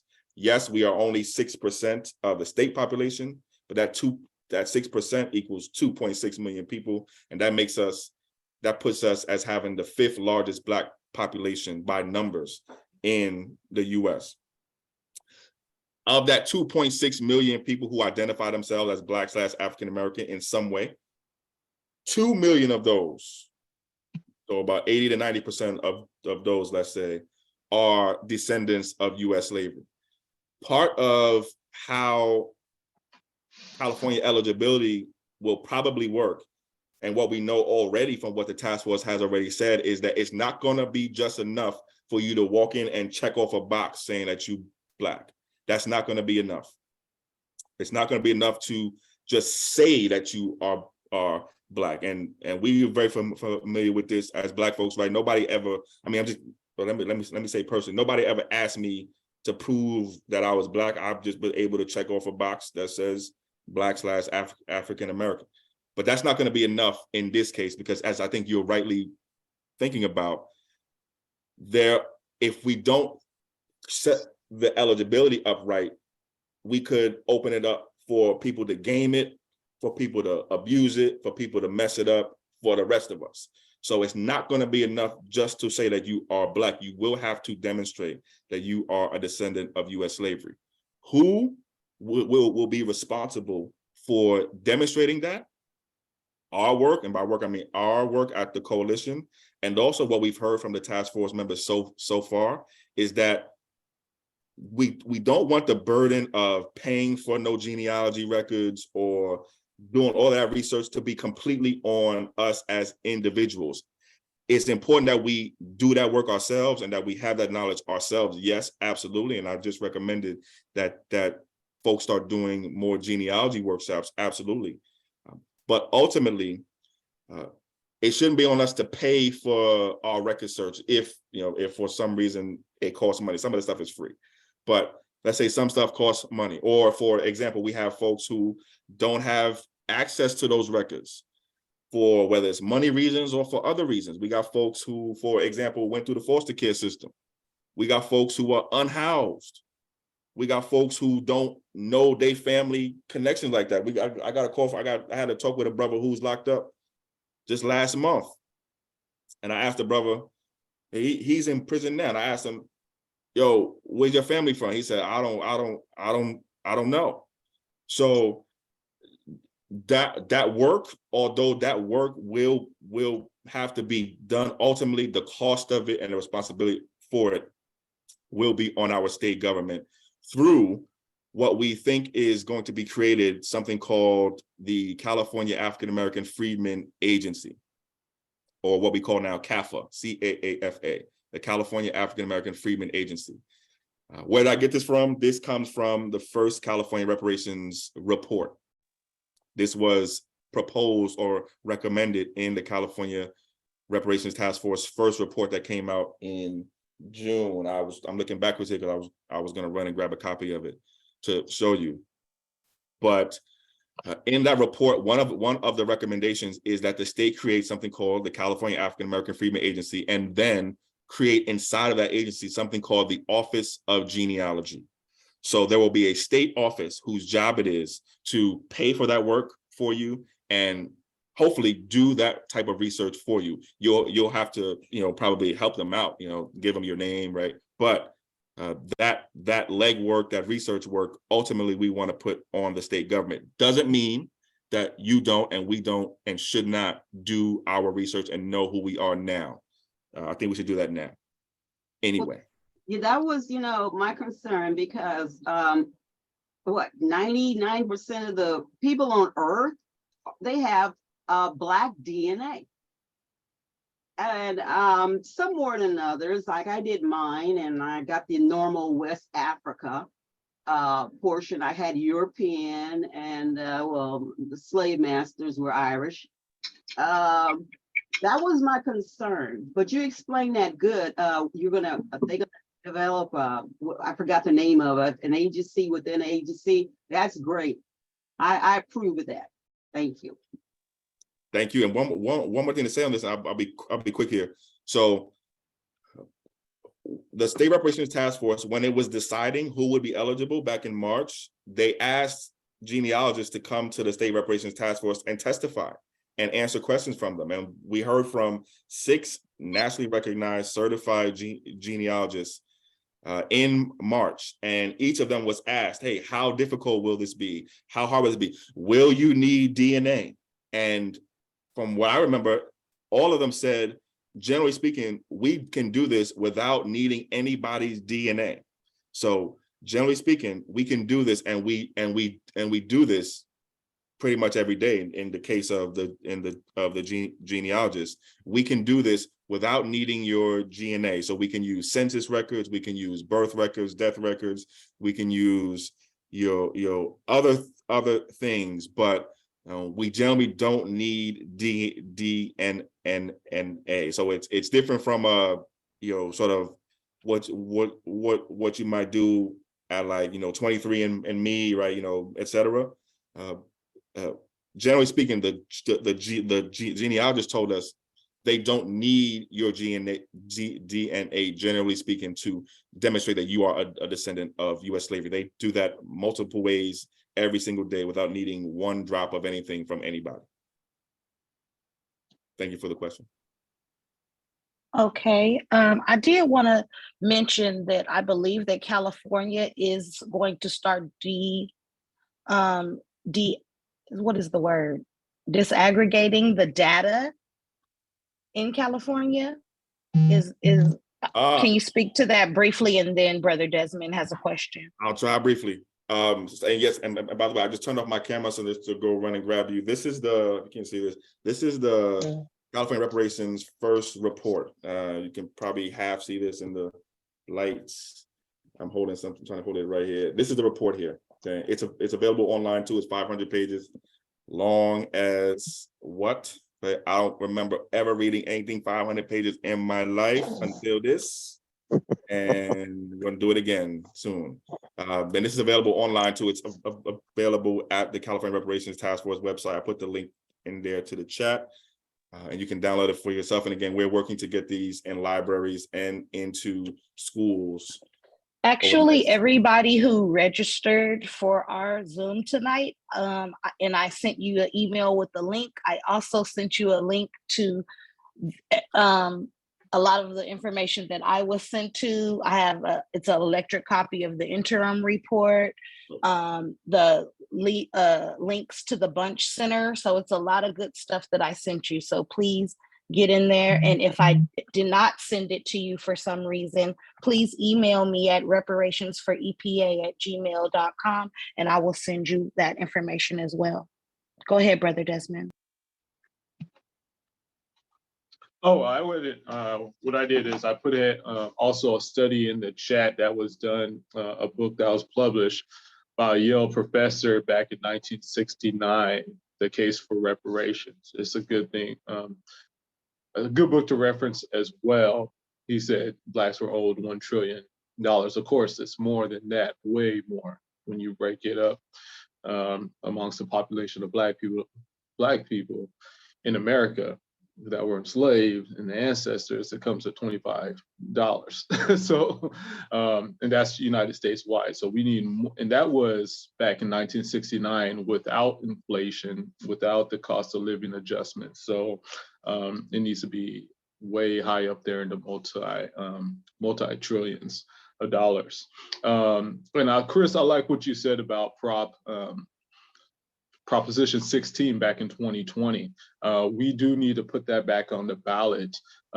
We have a lot of Black organizations, the NAACP, the Urban League, that really did not advocate for that proposition like they should have, and push the narrative and put the reason why.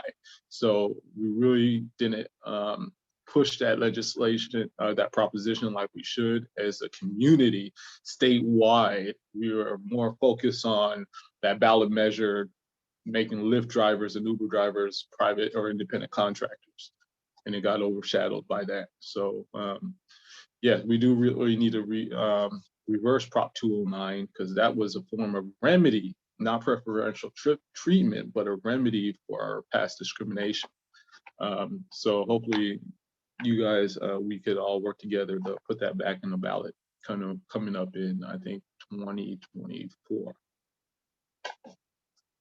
And that's it. Brilliant. Well, and No, also, thank you. you guys, if you guys also email the legislature, I came in late, so I'm not sure what you guys discussed, but if you email the council member, email the task force, and Rob Bonta, who is the Attorney General, that you guys want to have a reparations in East Palo Alto, a meeting at City Hall. Make sure that you tell them you want it on a Saturday or in the evening. Here in Oakland, I live in Oakland. They did it during the day. It was a skeleton crew. It was kind of sad. I was at work and I was listening in, which you could make public comment over the phone, but it really wasn't accessible for the majority of us who are working. So make sure you advocate that you want it in the evening or on a Saturday. And when they had it in LA, I think you might remember, Chris, that they had it on a Saturday. I think they did Friday and Saturday. So it's more accessible for people that were off work. That's it. Oh, that's brilliant. I know you're absolutely right. I'll say the last thing you said that I want to say one word on what we were talking about, Prop 16, just try to, because I think it's very, very, very important, but you're absolutely right. We do, by we, I mean the coalition, we do calls to actions for every single hearing, and we do call to actions for public comment. And we usually have some things that we suggest for public comment, just some talking points, right? Just some suggestions. One of the things that we had on there this last hearing, and really before these last hearings, so we actually been fighting for this for a while now, and that is that all of the hearings should be either in the evenings or Friday or Saturday, or Friday, Saturday, or evenings, or both. You're absolutely right. In LA, the first day's hearing was on a Friday. It was jam-packed in there. It was standing room only. Saturday, it was overflow out the door. I mean, people couldn't even get, I mean, it was that many, it was so many people there. And then when the hearings are not on a Saturday or Sunday, or they are during the work, it's less people there. And I actually, I was like working like my work job and running my business while I was at the hearing too. Like I was sitting on my laptop, you know what I mean? And and it was like so many other people doing the same thing. So it is, and I had job, and like I'm lucky because I got a job that's like I could do it from other places. But I used to work in restaurants. I used to work, you know what I'm saying? Like it's no way you could not be at work. So that's absolutely right. When you do call in for public comment, one thing you do want to encourage them to do is keep the hearings on Fridays and Saturdays or evenings. The next ones that's going to be in San Diego is on a Friday and on a Saturday. Good. Keep it like that. Don't do nothing else other than that. And then to your other point, I want to underscore this 100%. I think you're absolutely right, bro. In the middle 90s, and y'all know this probably, but just say it quickly. In the middle 90s, California added to its state constitution something that says we don't want no affirmative action in California. So California said California can't make no law or pass no nothing that is specifically for one racial group of people, in a good way or in a bad way. So California can't do nothing specifically to help one racial group of people. California can't do nothing specifically to hurt one racial group of people. That happened in the middle 90s. But that obviously had a negative impact on doing something specifically for Black people, because you couldn't do after that. You couldn't say, I want to put money in just these Black schools. I want to put money in just these programs to help Black people get off the streets and get into housing. I want to put money just to give Black people contracts for businesses with the state. That was illegal after the middle 90s. So obviously that hurt us. In 2020, people tried to change that. That was not successful, as we were saying earlier. California said, nope, we want to keep it like it is. We don't want nobody doing nothing specifically for one racial group of people. We want to keep it like it is. No affirmative action, no Black agenda, just keep it like it is, no nothing. So that's important to, why does that matter to the reparations work? It's very important, very, very important. Because if we talking about reparations, we talking about doing something specifically for one group of people. So automatically, our stuff could be automatically illegal if we don't do it right, if we don't design it right. It could be automatically illegal, automatically unconstitutional if we don't design it right. If we don't design specifically the who's eligible, who this is for part right. And so back in February, the State Reparations Task Force worked on this and said, yo, we need some legal advice. We need to talk to people who got legal minds and understand what's the best way to create a reparations so that it don't get beat up by the courts, or if it even makes it that far. And I think we get thrown out. Sorry, I don't want to interrupt, but I go think for it. also California reparations, we have a case on that because no other state passed any legislation like that, right? Maybe Florida, I gotta check. But that was really particular to California, which is one of the most populated states. It So, was. It yeah, is. It is. That is. So our affirmative action ban, California has a harder affirmative action ban than the federal government does. The federal government has one too. It's called the 14th Amendment to the U.S. Constitution. The 14th Amendment to the U.S. Constitution says Congress can't do nothing specifically to hurt any one racial group of people. Congress can't do nothing specifically to help one racial group of people. So ours, or except for in very specific circumstances, that's what the federal thing says. Ours says no matter what, no. Specifically and particularly in public employment, public contracting, and public education. So again, the California Reparations Task Force had to figure out, how do we design a reparations so that it's legal, it's constitutional, and when it gets challenged, we're not saying if, we're saying when it does get challenged, it can win the challenge. And they brought some legal minds in. They brought probably one of probably the top constitutional scholar in the U.S. now, a person by the name of Professor Erwin Chemerinsky. He used to be the Dean of Law at UC Berkeley, argued before the Supreme Court multiple times. And they asked him, how do we design a reparation so that the Supreme Court, when it gets it, don't throw it out, or the state of California will consider doing it because it's legal? And Dr. Chemerinsky, Professor Chemerinsky said, you have to focus on the eligibility part, and you have to design the eligibility for those who are descendants of U.S. slavery. So it can't be just that you call yourself Black. If you say just call yourself Black, then the Supreme Court is, if it even makes it that far, it's going to be easy to get rid of it, because the Supreme Court, y'all know this probably, right? Supreme Court is getting ready to decide on affirmative action now, or what's left of it. The Supreme Court heard a case just this year and is going to make a decision over the next 6 months that will decide what's left of affirmative action. So, yeah. We need to fight for that now. And that was brought by some Chinese, right? Of course, a white right-wing group was working with this Chinese group to push that court case. Yeah. And it's under the radar, right? Not many people know about it. So I think we really need to attack that issue. Because let's say we do get a reparation, let's say everyone gets $1 million, but then they start discriminating against people in the workforce. You could spend that 1 million very fast, just off of housing, right? Property, taxes, who knows, right? And costs, inflation's going up. So we really need to put affirmative actions in the reparations bill as well. I'm with you. And those would be what you might call the protections, right? So we had 5 forms, right? Compensation, restitution, rehabilitation, satisfaction, and the protections or the guarantees of non-repetition. That could be one of those forms.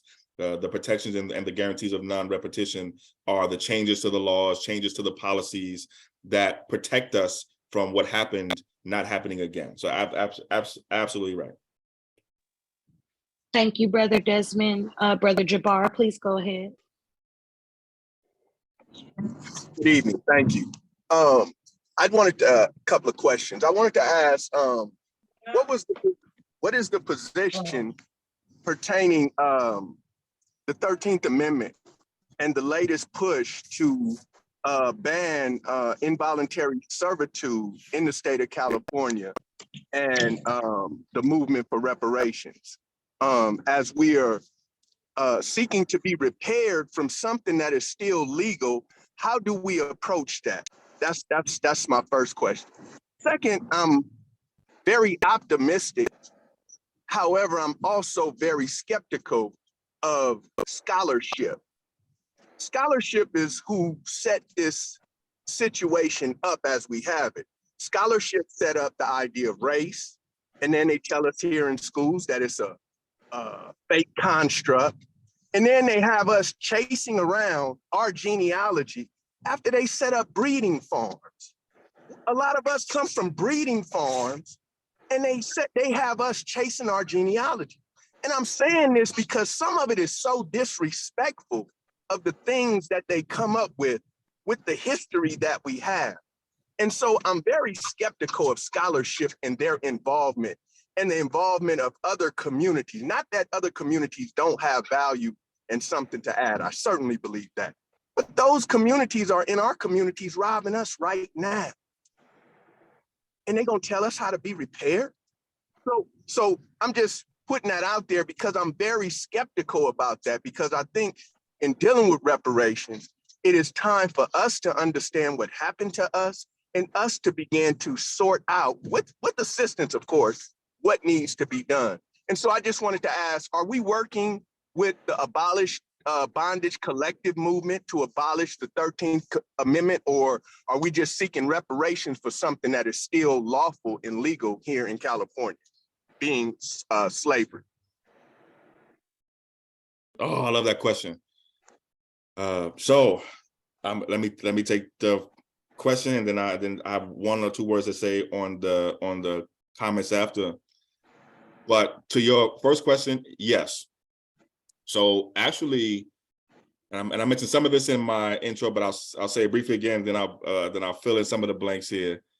But something that I didn't mention is that in this report here, this report, in the first, I think it's like the first, it's in the section in the first part of the report called preliminary recommendations. And one of the things that the Task Force for Reparations in California has already recommended that the state do is get rid of that 13th Amendment exception clause out of the state reparation, out of the state constitution. That exception for involuntary servitude, what I call slavery, right? I mean, what is, I testified this year on the bill that would have done that. It was called ACA3. And in my testimony to the state senate, I said, what is slavery but involuntary servitude? What is involuntary servitude but slavery? The same thing. So the answer is yes. And the state task force has already recommended that. And we worked, and folks from the California Abolition Act Coalition, Brother Samuel Brown, and others, and that includes the Abolish Bondage Collective, ABC. They have also been working this year to get rid of that 13th Amendment exception that really keeps slavery going now. And unfortunately, and this is just real talk, unfortunately, the California State Senate voted that down this year. The California State Senate said, we do not want to give the voters of California the choice to take out that slavery and voluntary servitude exception from the state constitution this year. That would have been on our ballot last month. That would have been on our ballot last month, but the state Senate, the state assembly said yes. The state Senate said no, and when we were there for the hearings, we gave public comment. We were very disappointed is an understatement, because how we going to do reparations and there's some of this still going on? So that's absolutely something that the State Reparations Task Force has its eye on. Us as a coalition, that is our third That is our third priority. One of the other ones is California reparations, and then one of the other ones Yasmin mentioned, and I do want to get back to it in a little while. But the answer to your question is yes, absolutely. There is a very strong focus on ending the current slavery going on now from the State Reparations Task Force and from groups like ours and the California Abolition Act Coalition, among others too. And folks are doing great work. So I would say stay tuned, because that fight is not over. That work is not done yet. We weren't successful this year, but stay tuned, because we will ultimately be successful. And then last thing is on your commentary, absolutely right. I think one thing that we're confronting now, and I think this was asked in one of the earlier questions, actually the first questions, were about some of the political math and the fact that of the 120 state legislatures, state politicians who will have a vote on the reparations bill after it's done, 9 or 10 of them are Black. And so let's say over 90% plus are non-Black state politicians who will vote on the state reparations bill, plus the non-Black governor. And so that is some of the political math that we are confronting now, and we're doing our work now to make sure that we have the type of support that we need from Black folks and from other folks too. We won't need 100% of everybody, but I think we will need to show that there is support enough to make some of these legislators and politicians comfortable enough to do ultimately what they should do anyway. Thank you for the questions, though. Thank you, Brother Jabbar. I see you, Miss Cecilia, but I wanted to give Brother Chris a chance to either finish or keep going. I could listen to you talk about this for hours. But if you have something, if you have well, he is going on vacation, so it's up to him on that one. Yes. Yeah, no, let's keep going. Let's keep going then. All right, that's what's up. Let's keep going. Yeah. Can we get to Miss Cecilia's question, and then we'll take the questions in the chat. Thank you. I appreciate that. And thank you, Chris. And my question actually flows with what you were just saying. As someone who is in office right now, I'm on the Menlo Park City Council serving as vice mayor. How do you see the recent election changing that political math? Yeah, that's a good question. And thank you for your service, by the way. Thank you.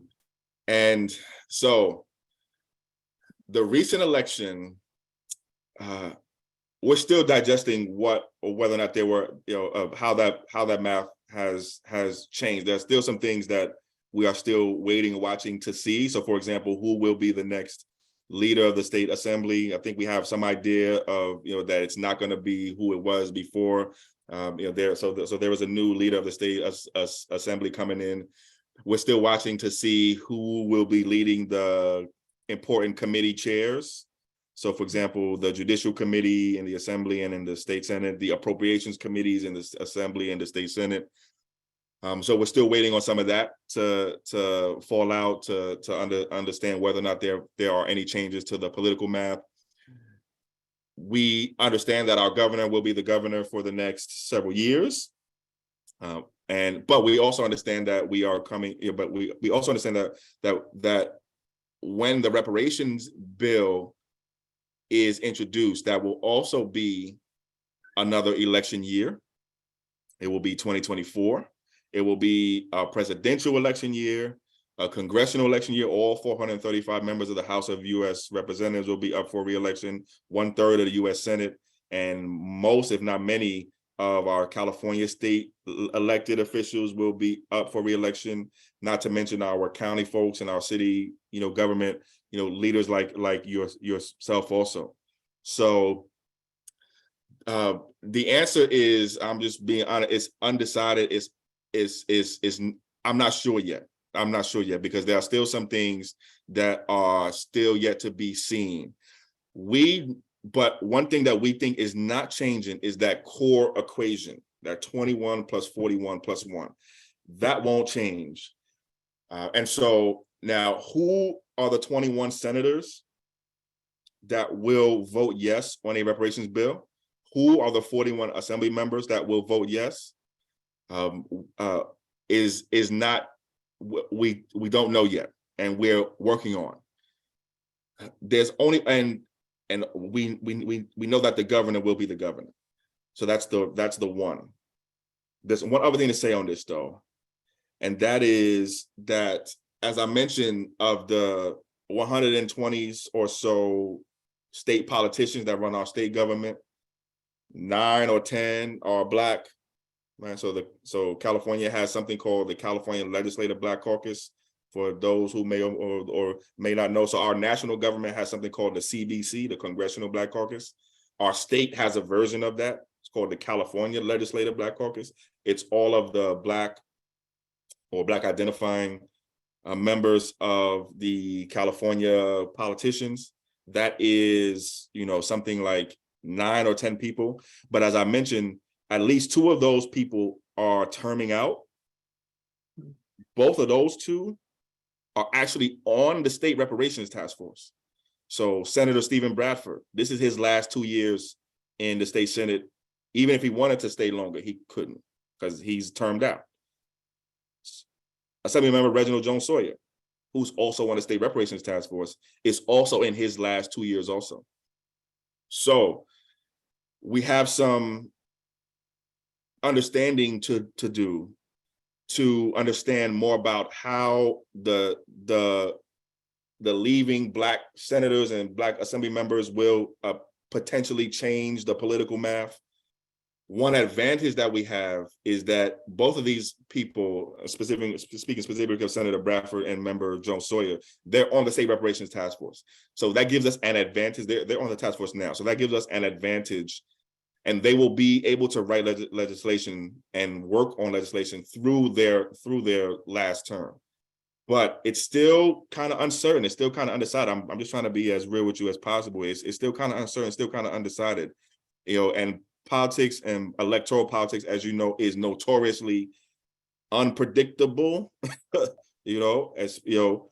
but I'm very confident that we will have at least 21 senators who will say yes, at least 41 assembly members who will say yes, and at least one governor. There will only be one governor who will say yes. It will depend on what's in the plan. It will depend on work of folks like yourself and myself and everyone here to make sure that we have the kind of public support that we need, that will give the politicians the comfort that they need to be able to support something that, again, they should support it anyway.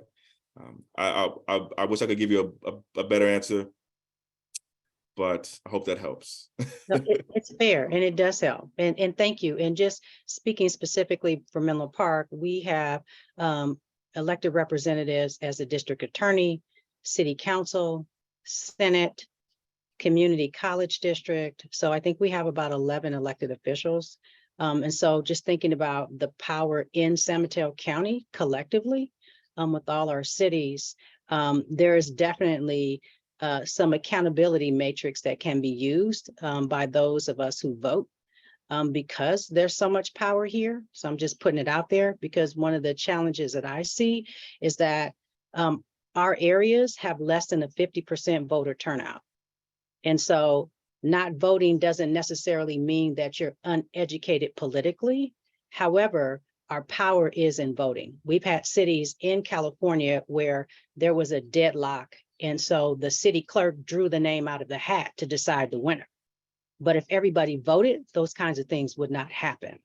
So I'm just putting it out there because I know from the past 4 years that I've been in office, and I'm about to embark upon another 4 years, there are things that I have learned that at this moment, if I was not in office, I think that there are some things that I could be doing to help push certain initiatives. So which means that we need to get our communities to start voting. We have less than 20,000 Black folks in San Mateo County as a whole. East Palo Alto and Menlo Park have been number 1 and number 2 with the number of Black folks. And so I am still hopeful, and I just need all of us to kind of gather together and continue working together. And today was the perfect day to have this meeting. So thank you to the organizers. I think they're saying it in Thank the chat. you. Amen. Thank you, Absolutely. Ms. Taylor. We appreciate you being here. And we also have several East Palo Alto City Council candidates who ran this past election in the room and involved. And please know that Black people from Menlo Park, Redwood City, even Palo Alto are always welcome in our spaces. So thank you. Yasmin, can I say one thing just to respond to the council member? So absolutely right. And I want to underscore something that you said, because I think it's important. And somebody just said this in the chat too. I think it was Kyra. I want to connect these two thoughts. So in 2024, we're going to do something that's never been done before in US history and in California history. And I want to say that again. In 2024, we're going to do something that's never been done in US history or California history. We're going to pass the first ever state reparations bill. Okay. The kind of energy that's going to be against this, many of us have never seen. Some of us probably have, but many of us have never seen. I don't think I've seen. The kind of energy that's going to be against this, and I tell the team, I tell our team this, we're already seeing them. There will be a very visible, very organized, very well-funded anti-reparations effort going with a bullseye and a target on the state of California. We're already seeing it. We're already seeing it. Some of y'all have, so for example, some of y'all may have been seeing this number, $223,000 per person floating around and going around. That is intentional misinformation.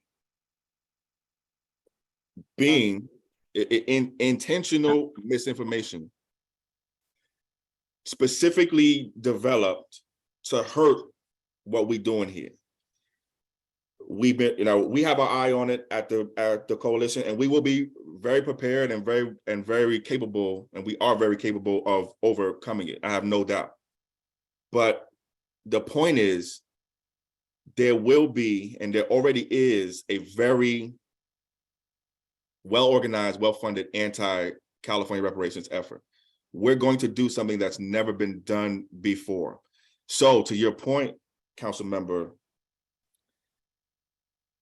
I think it's important for us to use all of the types of our power that we can. All of the types of power. That's the power in our votes.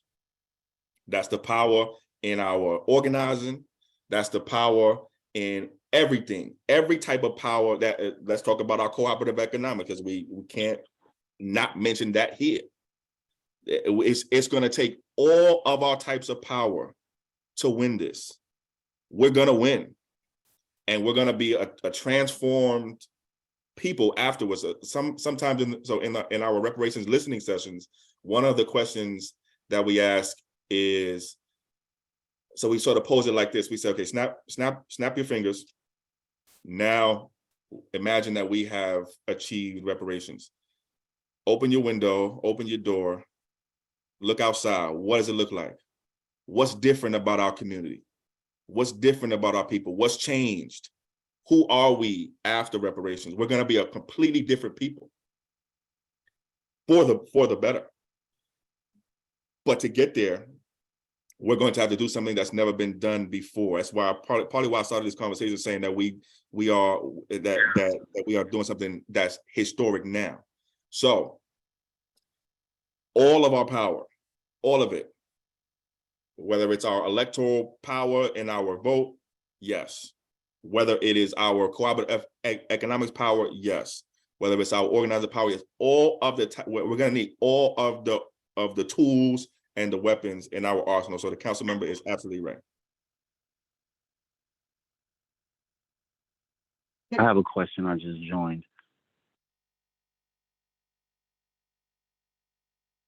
I wanted to know, what does the reparations bill consist of right now, And what do you guys want to see on the reparations bill? Great questions. To the first part of your question, there is no reparations bill now. That bill, or what will be in the bill, is being developed now by the State Reparations Task Force. So just to make it clearer, there was a bill in 2020 to create the Reparations Task Force. That bill was passed and signed into law in 2020. And the State Reparations Task Force, one of their jobs is to create the reparations plan, which will ultimately be what's in the reparations bill. That plan is due in 2023, in June of 2023. And the earliest I expect to see a reparations bill, there may be more than one, too, by the way, but the earliest I expect to see a reparations bill is early 2024. So that's to your first question. To the second part of your question, again, by law, the State Reparations Task Force has to have reparations in 5 forms. So the bill has to have reparations that are in those 5 forms. So it has to have compensation, has to have restitution, has to have rehabilitation, has to have satisfaction, has to have guarantees of non-repetition. So that's generally the types of reparations that will be in the plan. The specifics, though, are going to come from you and from the rest of us here. The State Reparations Task Force is right now creating the plan, and they're using the public comments, they're using the public hearings to put stuff in the plan that people want inside that plan. So the answer also is what you want in the plan will be in the plan. What we've advocated for, what we fought for so far, just as a coalition, we're very, very strong on prioritizing direct compensation to those who are descendants of U.S. slavery. We believe that we should have power and freedom over what we want to do with our reparations. Many of us don't want to be told what to do with it. And so we've been very focused on direct compensation. We've been very focused on the return of land and the return of property. We've been very focused on free services, such as free legal services, et cetera, free medical services. Personally, I want to not be paying taxes for a little long time. That's me personally. I also mentioned credit score resets. I'm just speaking selfishly here now. But so those are some of the things that have been talked about. But again, what will be in the plan will come from you and from the rest of us here. I just want to say something regarding what Miss Cecilia said, Menlo Park. I grew up in her area, and she's right. I also was a candidate. I didn't win. I wanted a platform, so a lot of more people know my name. Sell my book now. But we noticed over 30,000 residents of East Palo Alto. I'm like 37,000. 11,000 are registered only. Over 4,000 voted. And we were wondering, we couldn't figure that out. How did the top 4 people get over 1,000 votes even? And it just didn't work out. And then things started surfacing, how they organized. And you talk about affirmative action was taken off the table. It's like they're weakening the Black people of this nation. And we listened to their videos on YouTube. They're not private, they're still there. How they organize to keep Black folks out. Anytime you go to a council meeting, I've been to most of them, unlike the one candidate that was voted in, she didn't even show up for last night's meeting. And we don't know how in the world she got in, but they were organized. They were, they were discriminatory right up to the line. If it came out to be something rewarding Black people or gentrification in the other direction, they jumped on it. But the minute you go to a council meeting and you say, well, what about the Black people that got forced out of East Palo Alto? Oh no, you're racist. We don't want to hear that. And I was agreeing with Cecilia Taylor because she didn't say it, but I knew what she was talking about. We are being forced out. Anything that you say, you can say the black clouds. Oh no, you're racist. You can't say black. And I'm kind of got sick of it. They told me in my campaign, don't come off as being racist. Once somebody said that, I said that all Mexicans were alcoholics. I had 3,500 Hispanics. 98% of them were Hispanics in my tax office. How did they? That's the way they operate. And I want to put an end to that. And 2023, you guys are going to be hearing what you did not hear me say at those debate forums. Like the mayor, Albarica, he wanted to hire illegal aliens. And the attorney told him 3 times, you can't force employers to violate federal law. But he kept at it. He wants to give microloans. And I asked him, I said, are you going to make it retroactive with the people that were forced out of East Palo Alto? No, just the current one. And who are they? 30,000 people in East Palo Alto, 11,000 of them registered, and they say they have a majority. Now, if you can't vote, you're not a majority. And that's the way I look at it. So I agree with Miss Taylor. And things are going to happen in 2023. Keep your eyes and ears open for Gail Wilkerson. And I do plan on running in 2024. Maybe. I'm not thinking about it. That's all. Thank you. Thank you, Miss Gail. Right now, we're going to go to the questions that were in the chat because I got to kind of scroll back to find the questions, but I think we had a question from Bakari and we had a question from Miss Kyra. Brother Bakari's question was, are there resources set in place to assist us in spending, saving, and or investing our individual reparations funds to promote generational wealth? And Kyra's question was, how does the reparations work correlate with the anti-lynching legislation that was passed by the Senate earlier this year? Great questions. Really great questions. So to the first question on the so actually let me take the last one because I think it's first. I think it's the easier one. So on the correlation or the relationship between the anti-lynching and bill that the U.S. Senate passed, and I think the president signed this year, and the state reparations work, the only connection that I can think of is that there is a connection on, so there's no direct connection. The only maybe indirect connection I can think of is that the U.S. government at the national level and also the state of California at the state level is taking some type of action to acknowledge and potentially try to protect us from things that have been going on for a very long time. A lot of us think that anti-lynching bill was long overdue. I mean, obviously long overdue. We've been working on that for probably 100 years. But I think the connection is that both the U.S. government and the state of California are both taking some, even if it's late and potentially symbolic actions to deal with things that we should have been dealt with a long time ago. So that's probably the only connection and that's an indirect connection.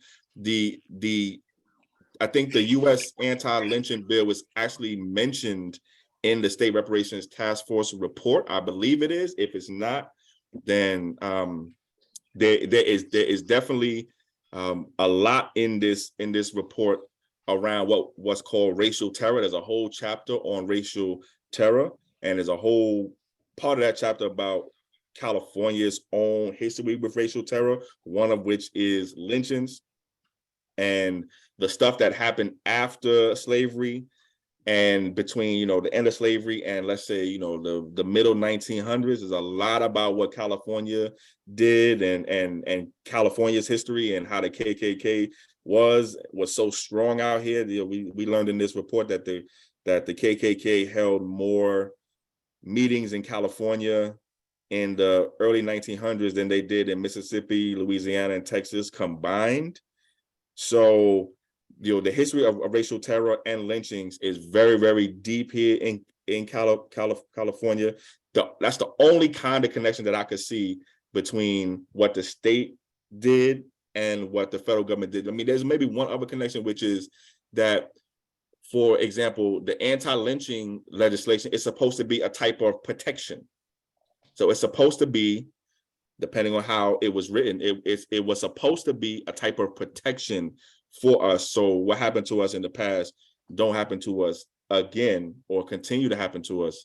And so that could be something that the State Reparations Task Force also recommends as part of that fifth form of reparations, the guarantees of non-repetition or the protections. But I think even if you ask people who were supportive, and even some people who were critical of that U.S. Senate anti-lynching bill, some people say that didn't go far enough. Some people say, and I would tend to agree, that when the police shoot us down now, these are what we call the modern day lynchings. And so there should have been something in there for that.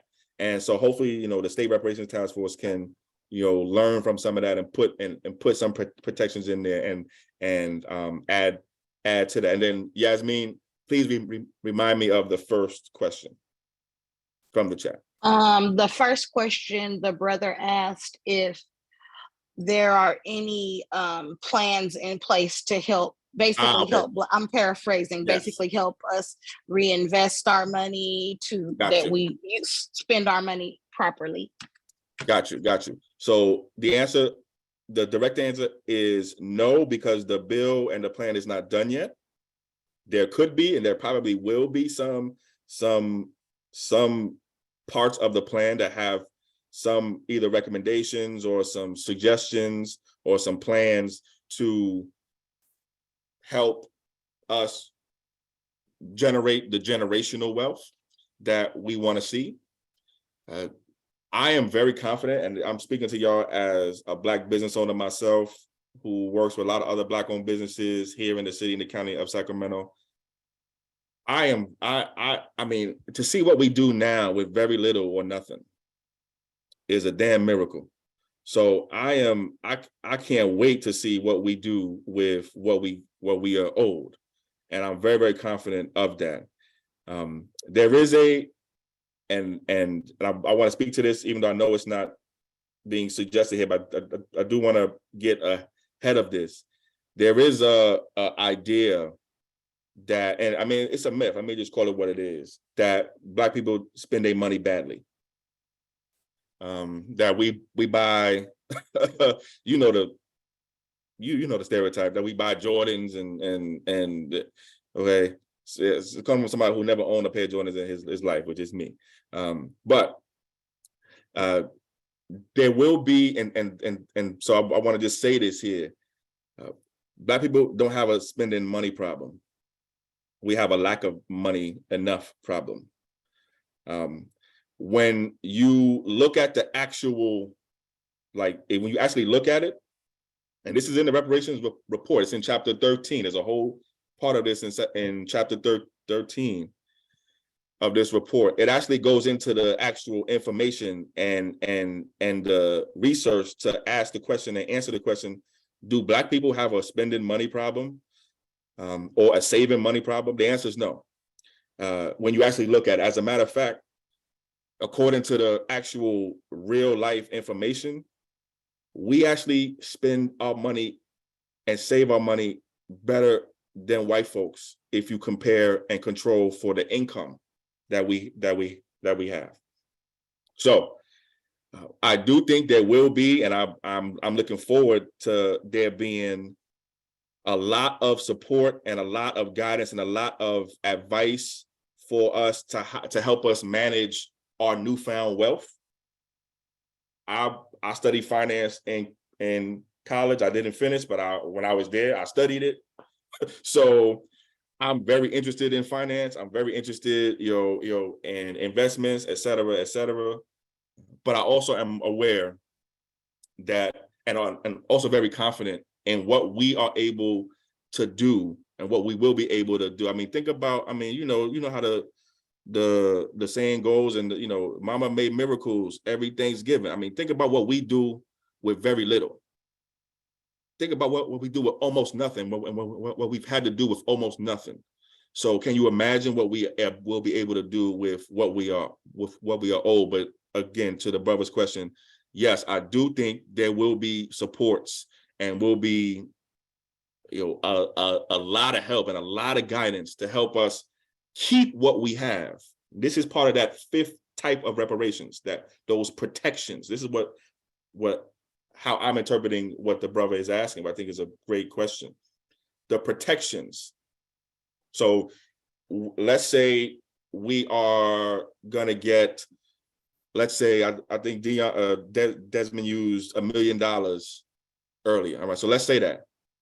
And let's say that $1 million per eligible person comes, it's over time, right? So let's say it's a certain amount every month or every quarter or every year, right? For a certain amount of years. We gotta, one thing anybody working in the wealth management or investment business will tell you, protecting your wealth and protecting what you get, just as important as getting it. It may be even more important. And so being able to protect what we get is gotta be a part of it. So the answer to the brother's question is absolutely yes. Okay, we have another question in the chat. We have another question in the chat from Shamia. She says, I was able to listen to the Reparations Task Force presentation and public comments in Oakland. One of the key takeaways I had was the recommendations from the City Council to focus on public education campaigns to educate all children around of the true history of the descendants of enslaved Africans. Do you know which groups might be working on this revised curriculum of American history? And then we will go to Mama Tiambe. Yeah, great question. I was looking forward to answering this question too. So, well, first of all, thank you for attending the reparations here in Oakland, whether in person or virtually. Thank you. The answer to your question is there are no groups yet who are working directly on it. The State Reparations Task Force has inside of it a subgroup or a subcommittee or a working group, or a small team of two, I think, task force members. One is Don Tamaki, and I forget who the other one is. It may be the chair. I may be getting that wrong, but I know Don Tamaki is one of the task force members whose job it is just to focus on public education. So, and actually, let me take the first part of my answer back. There is one group working on it, and that's us. So that's the coalition. So we are working on it. But from the task force level, the only people working on it at the task force level are task force member Don Tamaki, and I want to say the other task force member is the chair, Camilla Moore.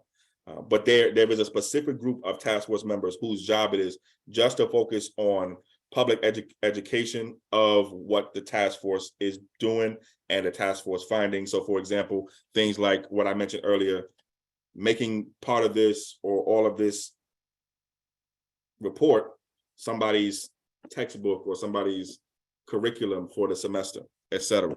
So we're working on that at the coalition, and then the task force is also, through those two members, working on that and other things related to public education too, around what the task force is doing. Thank you for that question. Thank you so much, Shamia. And we would like to incorporate that into East Palo Alto schools as well. East Palo Alto has a rich Black civic history, and we want all of our students to learn this history. Go ahead, Mama Tiambe. Thank you for waiting.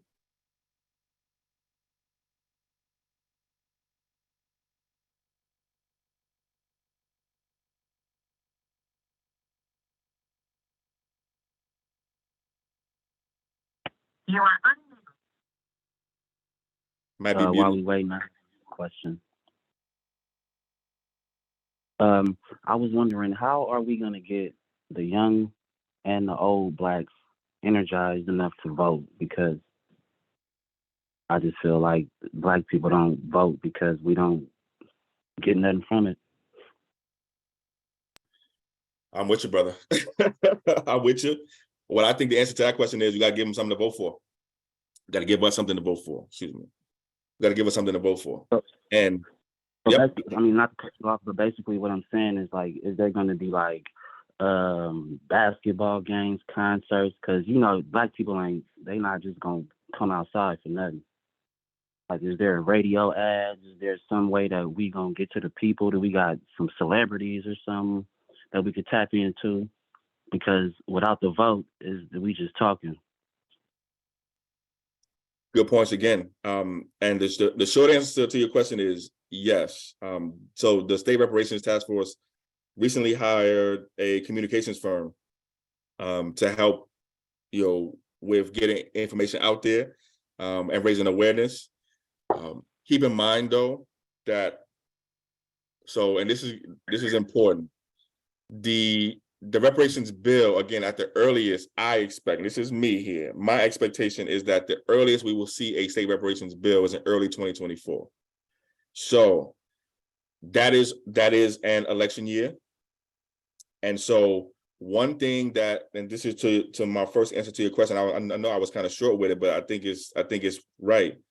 To get people to vote, you got to give people something to vote for. It's either you give some people something to vote for or something to vote against.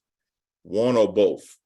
And so I think the reparations bill will be and could be a powerful motivator to get people out to vote for people and for potentially things on the ballot, like propositions that are reparations related.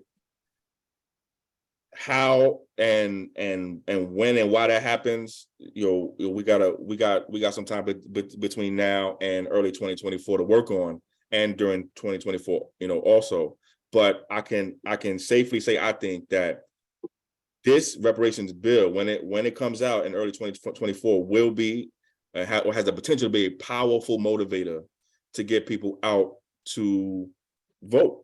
And I think it's going to be important for folks running for office to keep that in mind and to work that into their campaigns.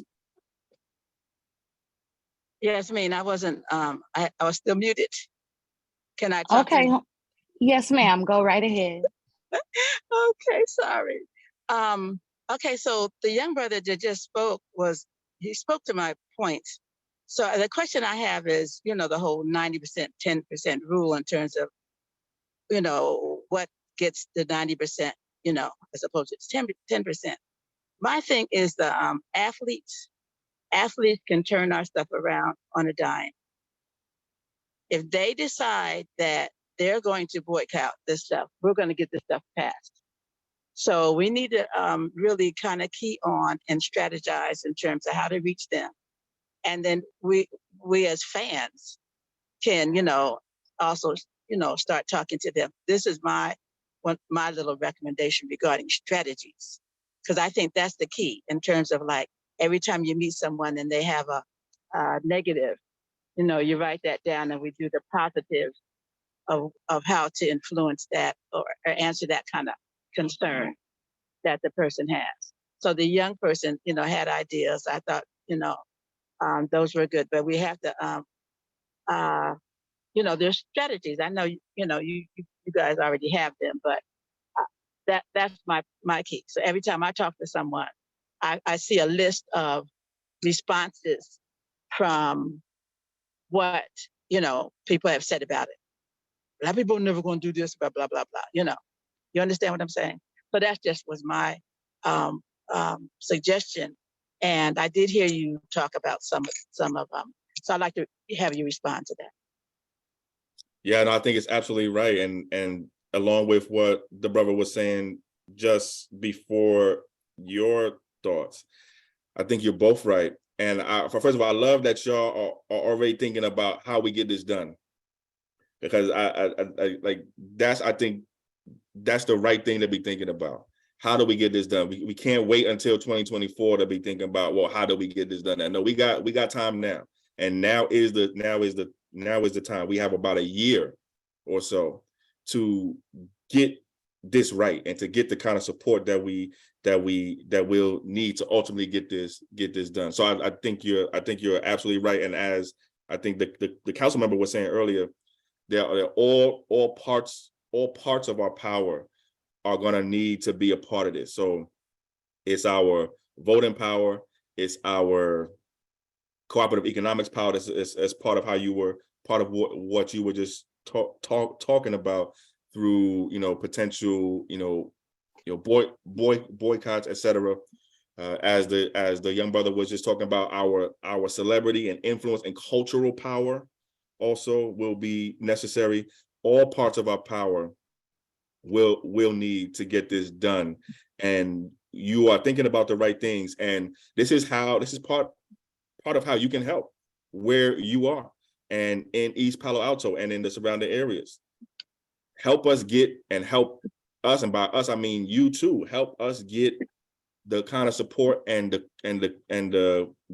kind of education and the kind of awareness that we need to get this done. And that has to start now or yesterday, because we can't wait until, when it's not that we can't wait, we aren't waiting, and we haven't been waiting until 2024 to then start trying to engage our celebrities and our influencers and our athletes and all of the parts of our communities. This ain't gonna work if it's just the usual people and the people who already have power. It ain't gonna work if every single one of us here, I mean every single one of us here, and every single part of our people is not a part of this. So I think you're absolutely right. I think you're thinking along the lines, and again, this is part of how you help from East Palo Alto. Okay, just one more quick point. I don't remember the name of the team, but remember the team that got the president fired? I think it was the basketball team. Does anybody remember that? They band together and said he got to go. We're not playing. The Clippers. He got to go. Say it again. I think it was the Los Angeles Clippers. Was it? At any rate, but one of them got the president of it was the president of a college that they got them fired because they joined together, Umoja, unity. They united and said, and hey, they let him go because that was money. Anyway, thank you. Thank you, Yasmin. Thank you, everybody. Thank you, Mama Tiambe. And I don't think we have any more questions, so we're gonna wrap it on up. I'm gonna put you on mute, Mama Tiambe. Thank you, Chris. I really appreciate you coming tonight. Can everybody hear me? Yeah. Sorry about that. I'm trying to do about 5 things at one time. No worries. You're Thank you so much, brother, for coming tonight. I just want to show everybody our mock flyer that we have for our listening session.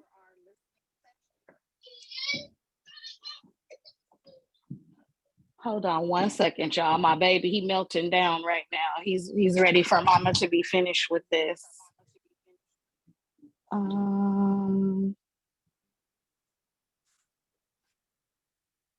Okay, so sorry to keep y'all waiting. But we have, I just want to show you this flyer right quick, just so you can kind of save the date. We are planning a reparations listening session in East Palo Alto, January 21st. Our sisters over at Tulip Jones have not confirmed our location just yet, but we're waiting on them because we love old East Palo Alto. Tulip Jones is one of the oldest Black American women's group in East Palo Alto, probably the oldest on the peninsula. So we're very excited to be partnering with them. So Don't pass this flyer out just yet. I'm not circulating it just yet, but soon you will see it. So thank you, Brother Chris. I'm sure that you are tired and you've been really giving it to us, and we are so happy. Thank you so much. We really appreciate it. My pleasure. Thank you again. And we would love to have you back, because I don't think we got to talk about, Anytime. we just kind of scratched the surface tonight. Oh yeah, anytime. And thank you so much for having me, and thank you for making this happen. No problem. It's my pleasure. It was not easy, but it is my pleasure to do so. Okay, thank you, everyone. We love you, and we will see you next time. God bless you. Everybody have a great night, and stay in touch with us. How do we access the recording? I will share the recording. Okay, as soon as I'm able to. Okay, someone just asked. Okay, thank you. Okay, that sounds good. No, thank you. Thank you to Nguzi Saba Collective. Thank you to the Arminta Ross Foundation. And thank you to CJEC and Brother Chris. Blessings. Take care. Bye-bye. Blessings. Good night. Bye.